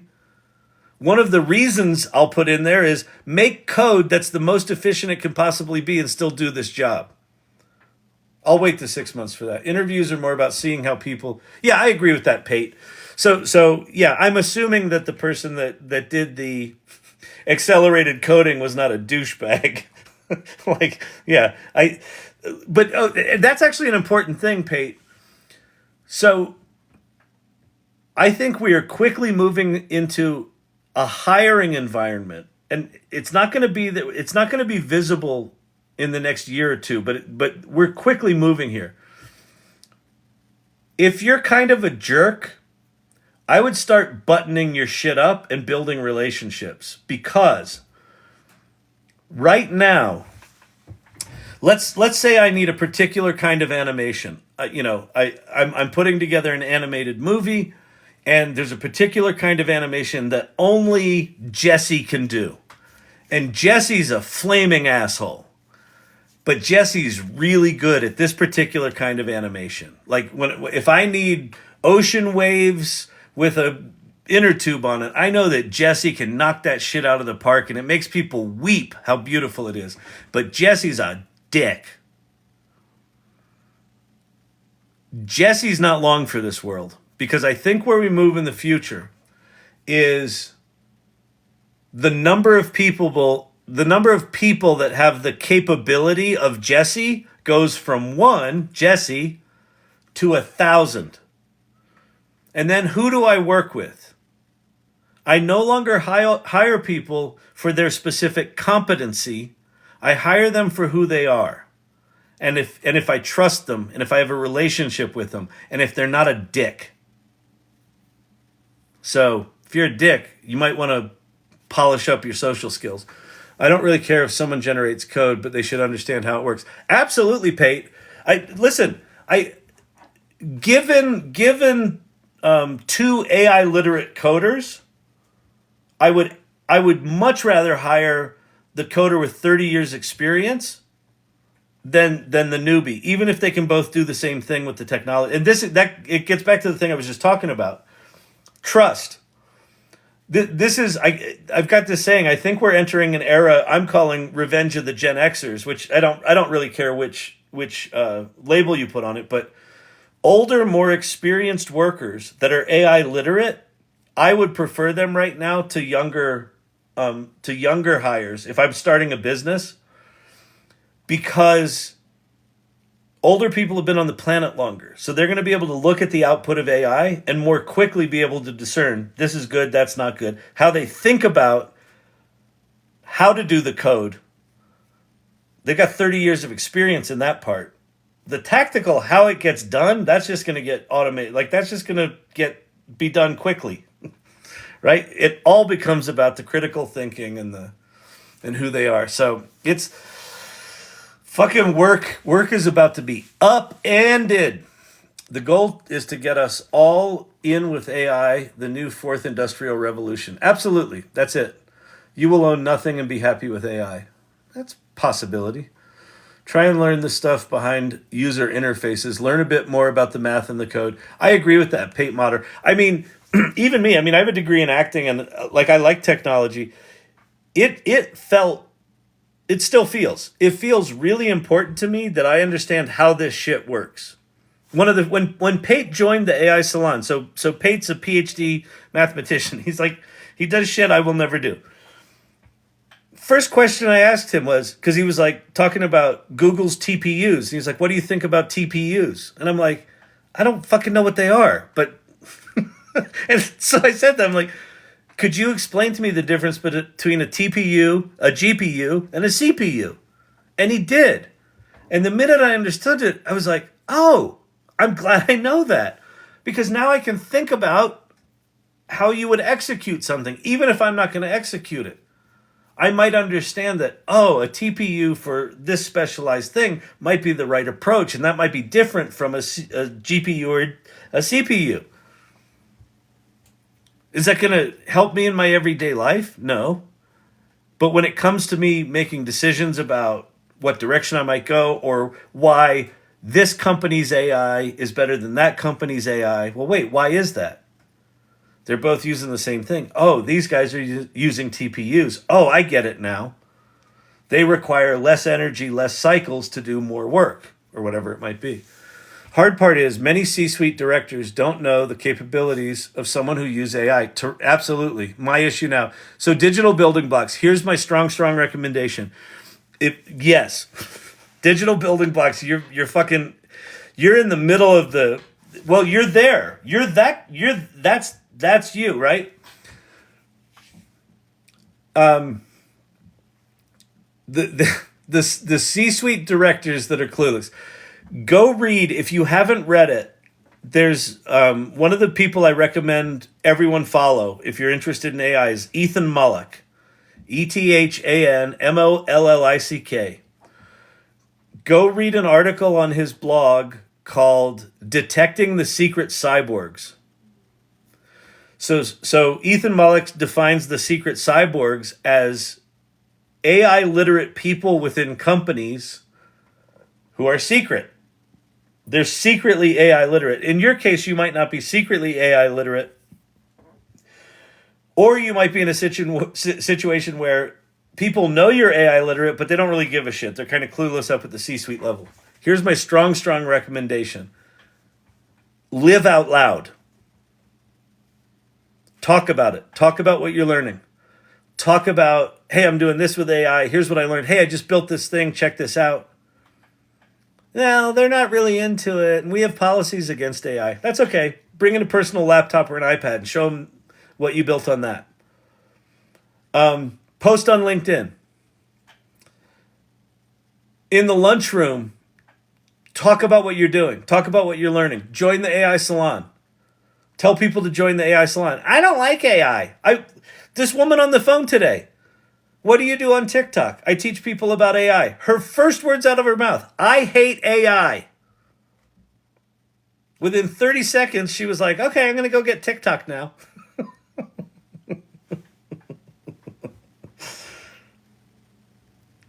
Because here's why. At some point, probably sooner than later, I would argue in 2024, probably within a few months, someone in the C-suite of your organization is going to get religion. Back to the cult thing. Someone's going to get religion and go, I got to figure this AI shit out, right? Something's going to happen. There's going to be a news story. One of your competitors is going to be able to out something you. You're going to lose a client to a company that's AI literate. Something's going to happen where that C-suite director is now all of a sudden going to go, who in this organization knows anything about it? And if you've been the squeaky wheel, they'll reach out to you. Yeah, they have no clue. Now they want me to build them something and give out my IP property. Okay. Digital building blocks. This is so cool. Like you're fucking right in the heart of all of the issues that I think are coming up right now. I think we're also moving into an era where individuals are going to start to recognize the value of their contribution to the organization. And they're going to start to say, I want to be compensated on this. Because companies are going to very soon realize that they can exploit the shit out of anything that any employee has ever put into a data repository, right? Because it used to be we would dump all this shit onto hard drives and no one would ever look at it because it's hard to look at, like, data's in different formats and you just never go look at it. It's just like the digital graveyard, right? AI is going to be able to resurrect all of that shit and turn it into powerful things. And employees are going to very quickly, it sounds like you're in the middle of it right now, realize, wait a minute, I'm producing something here that could fundamentally transform this company. And you're paying me an okay salary, but if I, wait, it's my intellectual property, I'm not giving that away. Yeah, don't give it away. And listen, or you know what you give away to them, digital building blocks, is say, I'll tell you what I'll do. I'm not going to build this thing, But what I will do is I'll put on a workshop for the heads of all your different departments so that they can go figure out how to do this. Because this shouldn't be the job of one person that you just exploit the shit out of. You don't have to say it like that, right? You're in a corporation. You know how to talk.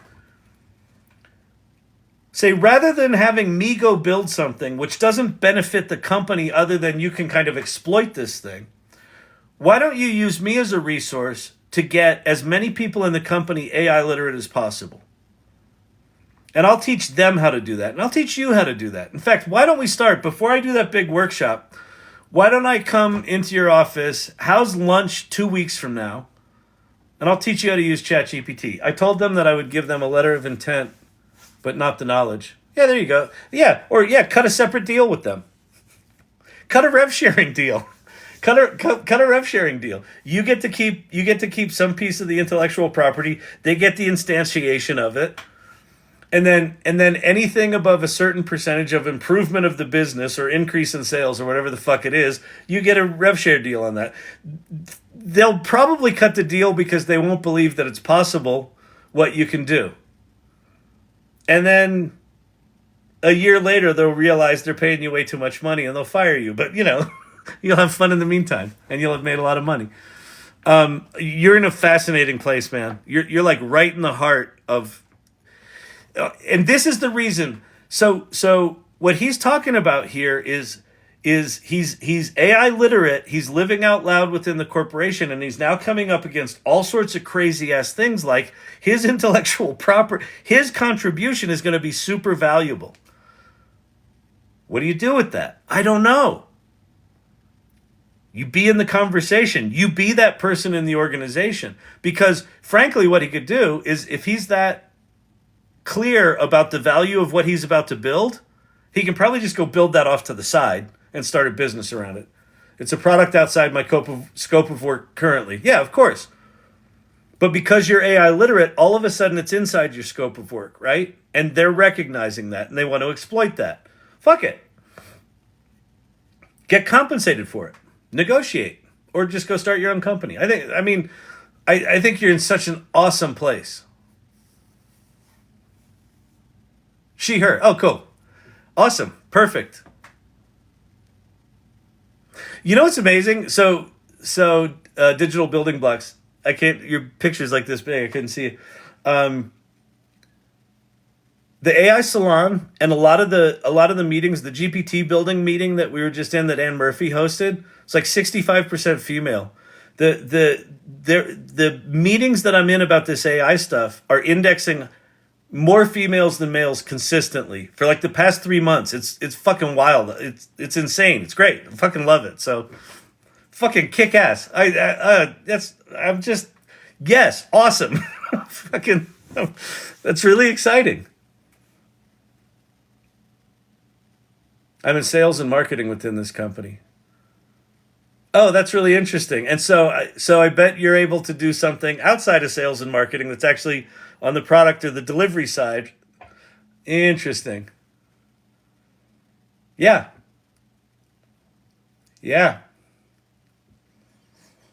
Fucking opportunity. Live out loud with this stuff. Get curious about AI. Learn it. That's so cool. That's so exciting. All right, someone told me to go check out Show and Tell. Let me go check out Show and Tell. I got to get out of here. What time is it? Yeah, it's 10:30. I got a good spidey sense for when it's basically when my voice starts closing up. And tonight I've been particularly peppy. I've been on a fucking soapbox all night. You are fired. You should get compensated more if you're doing more than your job description. Absolutely, Suzanne. Yeah. Know the value of it. And actually, that could be a really interesting conversation. Digital is, say, I'm willing to talk about building that thing you're talking. What I'd like to understand is what's that worth to the company? And that'll make them really fucking nervous. Digital building blocks. Offered to build them an HR onboarding assistant and full-scale marketing and automation bot. Yeah, Do you know? Well, you obviously do. You know how much that's worth, right? If you do that, because that's not just valuable for them. That's valuable for any company. The tit for tat. The tit for tat was over the knowledge base. Oh, interesting. Oh, yeah, interesting. Interesting. Yeah, I fucking stand your ground, man. Stand your ground and make it clear to them that um, you have options. Because you do. I'll tell you what, you build that thing and you start demoing it on TikTok or YouTube or LinkedIn. Just say, here's a thing I'm building. Look at this thing that fully automates this thing or that thing. Yeah, you do have options. That's fucking awesome. Man, you're in such the perfect place. I I would, if you're not already, be inspired by digital building blocks. This is I told them no because anyone could go in and get it and resell it. Oh, they want you to do it what in a GPT?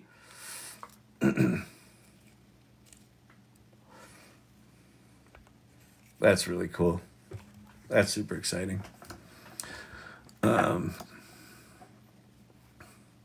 Revenge of the Gen X. Someone's obviously using Alec Baldwin, Steve-O. I think he uses Alec Baldwin to make me, but I'll take it. Someone said that one night. They came in and they're like, I was scrolling through TikTok and I thought it was Alec Baldwin, but he got fat. Like, asshole. But, it's kind of a compliment. Setting the value of your knowledge from the conception of a new thing is hard. Setting the value of your knowledge from the conception of a new thing is hard. Yeah, it's hard, but it's also really, really important, right? Especially if you've got something, in the case of her in this situation, she works for one part of the organization and they're asking her to contribute in another part of the organization. That's the perfect time to say, well, let's talk about what that really means. My boss wants to spend an afternoon with me learning AI. Oh, fucking jump on that. Jump on it, Dr. Bod. That's awesome. Absolutely awesome. Teach, teach, teach. Be generous in how you teach this stuff. It will just awesome. Live out loud with AI.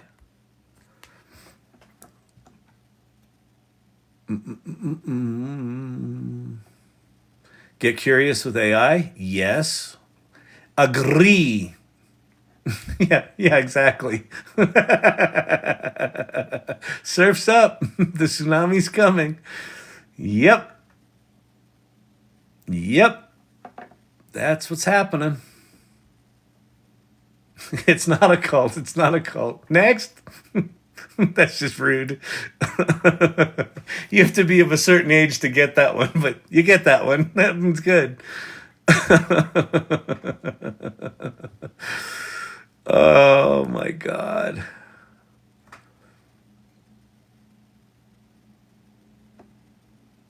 Oh yeah, there was all. Oh wait. Oh, for you, Kyle Shannon. Oh, this is cool. All right, Suzanne gave me some of the new tech. White House meeting on AI competition policy. High-level meeting was convened at the White House. Very cool. Let's go look at this.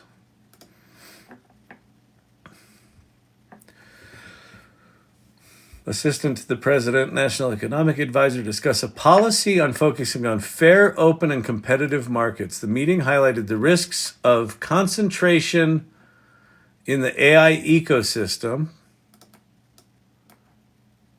and explored ways to support competition. I'll tell you what's really interesting about that. If Meta open sources, actually, this is I've been trying to think about Meta's end game with open sourcing all their AI stuff.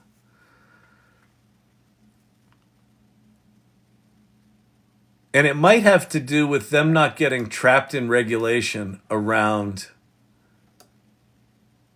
anti-competitive practices. Huh. That's really fascinating. All right.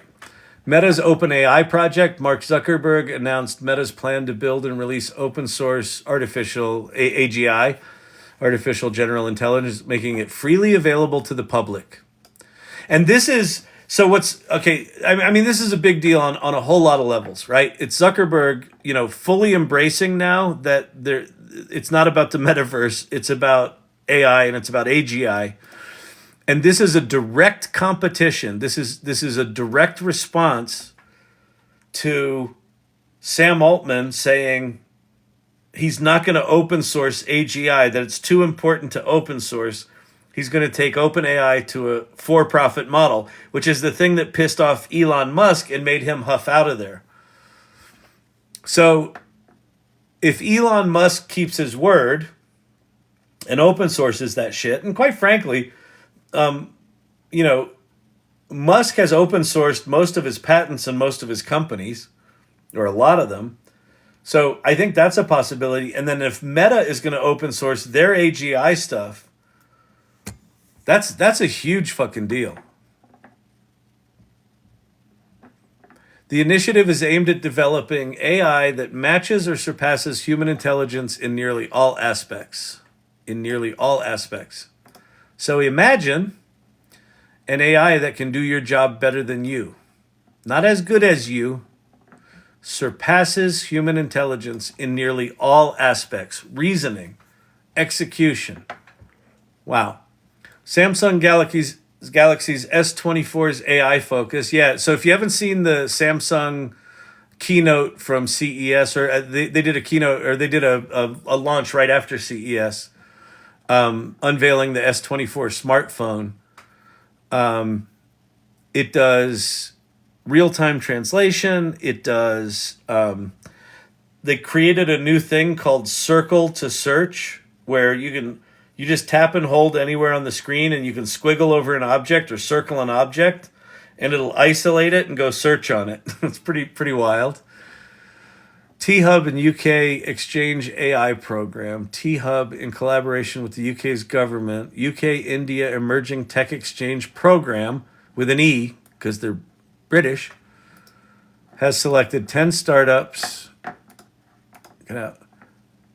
Has selected 10 startups to lead advancements in AI and semiconductor innovation in India. The partnership aims at faster knowledge sharing and mentorship opportunities. Very cool. Yeah, those are the biggies. Those are some biggies. Very cool. Thank you, Suzanne, for sharing that.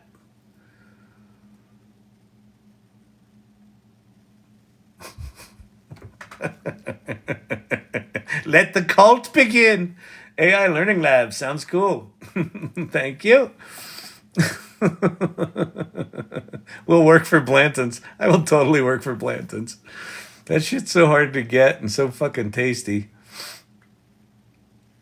Time to jump on the AI Learning Lab train. Jesus, time to go.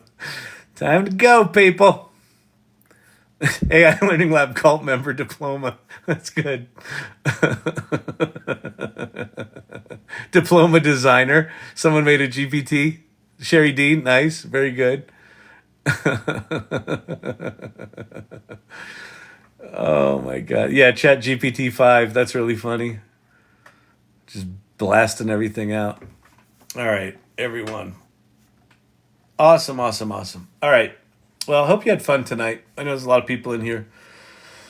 My boss wants to spend an afternoon learning AI. That's cool. Digital building blocks. She said no.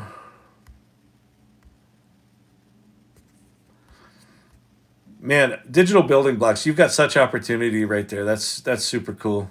Danielle, 30-minute goodbye commences. It's true. I wish I could quit you.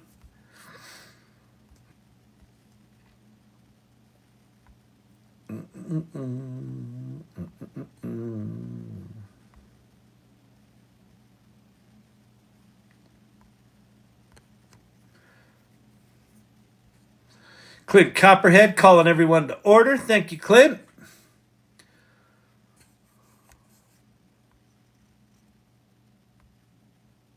I put nothing up today.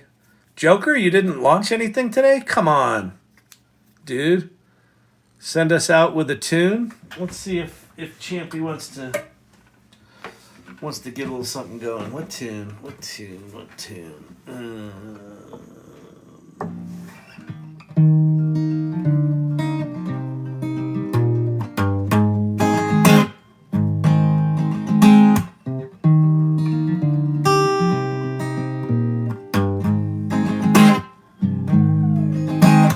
Let us be lovers, we'll marry our fortunes together. I've got some real estate here in my bag.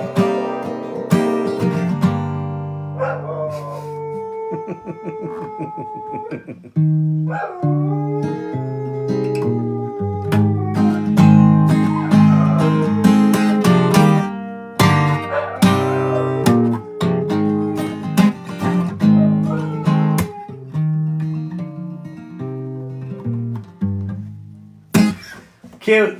That's a cute doggy. He's a little sleepy.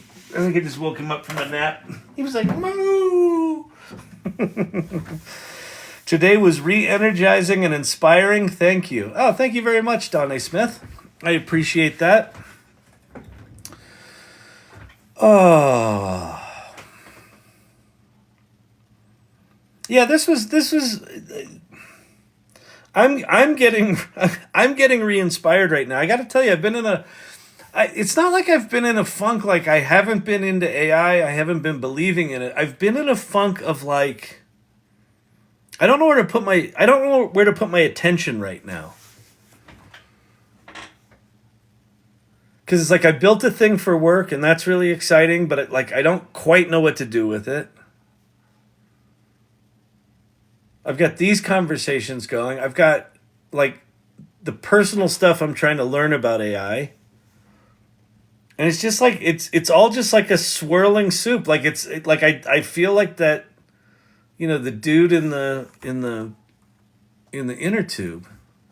I feel like that. Thank you for bringing so to the forefront. I knew nothing about AI and so scared of it.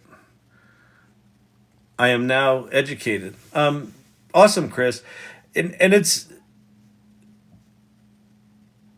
that's my hope, is that I don't frankly give a shit if people love AI or hate AI, so long as they know AI. like understand what it is. And the only way to understand it right now is to do it. You literally cannot explain this shit to people. You can't explain them into having this moment. But if you show them what it does in a way that's relevant to them, they have that moment. And like once you have that moment about this, you can't unhave it. And then I think you can choose. Like, am I all in? Am I fucking all out? Am I somewhere in between? Most people I know are just trying to figure out where they are in the spectrum of holy shit, this is amazing, and holy shit, what the fuck is happening? And I think that's the appropriate place to be. If this chaos is what we're already in and it's accelerating, like, honest to God, these tools right now are not, they ain't great. And they're profoundly powerful. So what are they going to be when they're profoundly powerful and great? And what if that happens this year? What if by September 2024, these things don't make mistakes, or make very few of them, or can reason, or can take action on your behalf, or can do your job better than you do? Fully, your entire job better than you do, including client communications, including doing what you're doing, including writing up the reports. What's your value? how do you retain your value when this thing can do what you do better than you do it? Better have a good fucking relationship with the people in your company. And be educated about this stuff. I will eat a hat if it's done in September. It's not going to be done in September, Pate. But I think what we'll see by September, Pate, I think we'll see by September some version of like the beginnings of it. Right? And what I think could be really interesting, Pate, is it could come from the open source community. It'll be curious to see if Llama 3 comes out in 2024. So if you've got Llama 3 open sourced, you have GPT-5, and you have Gemini Ultra. I mean, you know more about Gemini Ultra than we do. But you know, assuming it's some version of what they showed, you know, it's at least GPT-4 quality. But if you have GPT-5, Gemini Ultra, and Llama 3 open source in 2024, then you're going to have, you know, some capabilities in there that are going to be the hints of what's coming. So I think we don't get it in 2024, but I think we get to touch technology that will become AGI, if it's not AGI. Midjourney 1 to Midjourney 6 is a good example of exponential growth. Yeah, exactly. Go look at the images that were being generated 18 months ago. Or just go into Midjourney and people have done this on Twitter. Just go on Twitter and look at people who take the same prompt and they run it through Midjourney 1, 2, 3, 4, 5, and 6. And just look at that progression in 18 months or whatever it was, 2 years. And then assume every other AI tool is going to get that much better at the same speed or faster. That's what we're in the middle of right now. We are all valued. We need a new system. Well, we're going to get a new system, and we'll see where our value is. We'll see where our values are, Sarah Lynn. I think the value of relationships goes up dramatically in this new environment. All the tactical execution stuff becomes a commodity. Oh, yeah, I want to share that. So thanks for reminding me of that, Mr. IT. So Pete Kaminsky. So if you're not part of the AI Salon, go here. Go to the salon.ai. Click on the first link there. That's a link to the AI Salon Mighty Networks. It's a group of people that are AI adventurers trying to figure this stuff out. Read about the salon, read about our values, make sure you resonate with them. And then join. And then Peter Kaminsky tomorrow at 8 a.m. Pacific is doing an AI 101 open session. So go to the AI 101 Guild in the AI Salon there. And this is an open, interactive AI 101 session. We'll talk about using large language models and image generators. Please see the comment below with questions, okay? So Peter Kaminsky's doing if you're just getting started with this, go hang out with Peter's. He's an amazing man. He's very, very underspoken, very, very patient, and he's incredibly passionate about helping people get up to speed with AI on all sorts of technologies. He can run you deep down geeky rabbit holes, or just get you started. So it's a thing worth. It's an event worth participating in. So it's tomorrow morning. All right. ChatGPT has 3 Easter eggs. Let's see if anyone can find them or not. Oh, interesting, Spike Jones. I didn't hear about the Easter eggs. It's not surprising to me. Thank you, Kyle. Thank you, Danielle. I appreciate that. So thank you to all my mods. Thank you to the irregulars. Those are the people that show up here night after night after night. Thank you to my subscribers. Please follow this channel. Please share this channel. Please feel free to buy the video series, Underhyped, if you want to learn more about this AI stuff and why I think it's underhyped. I'm planning on using less of my phone for entertainment. That's cool. It's been a fun ride so far. Yeah, digital building blocks. Please keep coming back, and please join the AI Salon. I'd love to hear more about your journey. Please keep coming back here. Like I find it a total fucking inspiration. And it's one of the things we keep talking about in here. Like, learn this stuff and talk about it. Talk about it. Talk about it. And all sorts of opportunities are going to show up. You're in the perfect place right now. I love that you're questioning everything. It's good. Do you know anyone looking for? She's there. Okay, good. Awesome. Terrific. That's great. Stay ahead of the curve. aisalon.mn.co. Yep, that's the salon. I think the Rabbit R1 is greatly underhyped. 101. I bought one of the first 10,000. I am right there with you. I think the Rabbit R1, I think they out-appled Apple. Apple should have been the one that rethought the app infrastructure for mobile phones, for smartphones. Not some fucking startup. Apple should have done that. I'm in your salon. That's awesome. That's awesome. In the saloon, we have a short window to utilize this tech to prep for top-down forever boot of AI supremacy. I'll try and do a Mechanics Guild stuff when I have absolutely any time. That's cool. Why is it not a lodge? Why, Kyle? the AI lodge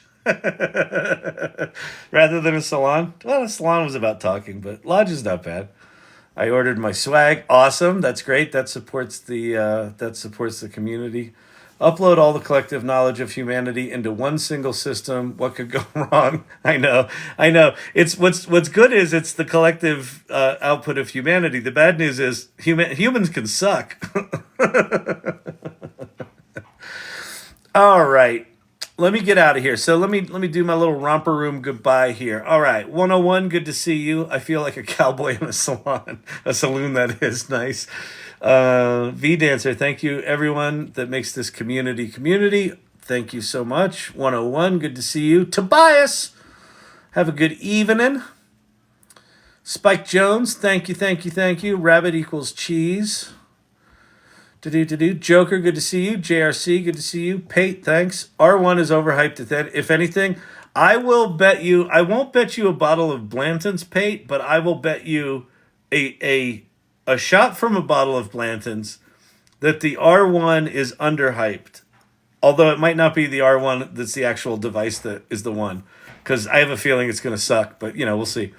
But a device like that, I think, is gonna be a hit. I feel like a cowboy in a saloon. Marina, she recalls tech. Good to see you. Prompts Cart, good to see you. Clint, Copperhead, Mr. IT, thank you so much. Sherry D, good to see you. Rachel, Digital Gods, that's Lord Digital Gods to you. Vicky, bye. See you later. Joker, T-shirt rack, good to see you. Emilio's wife, thank you so much. Thank you. And let's see. Source Camp, you're still in here. Be Not Afraid, still in here. It's so amazing. You guys are amazing. All right. Listen, happy Saturday night. Peace out. Bye. I'll see you tomorrow. Go do all the shit we talked about. Learn this shit. Talk about it.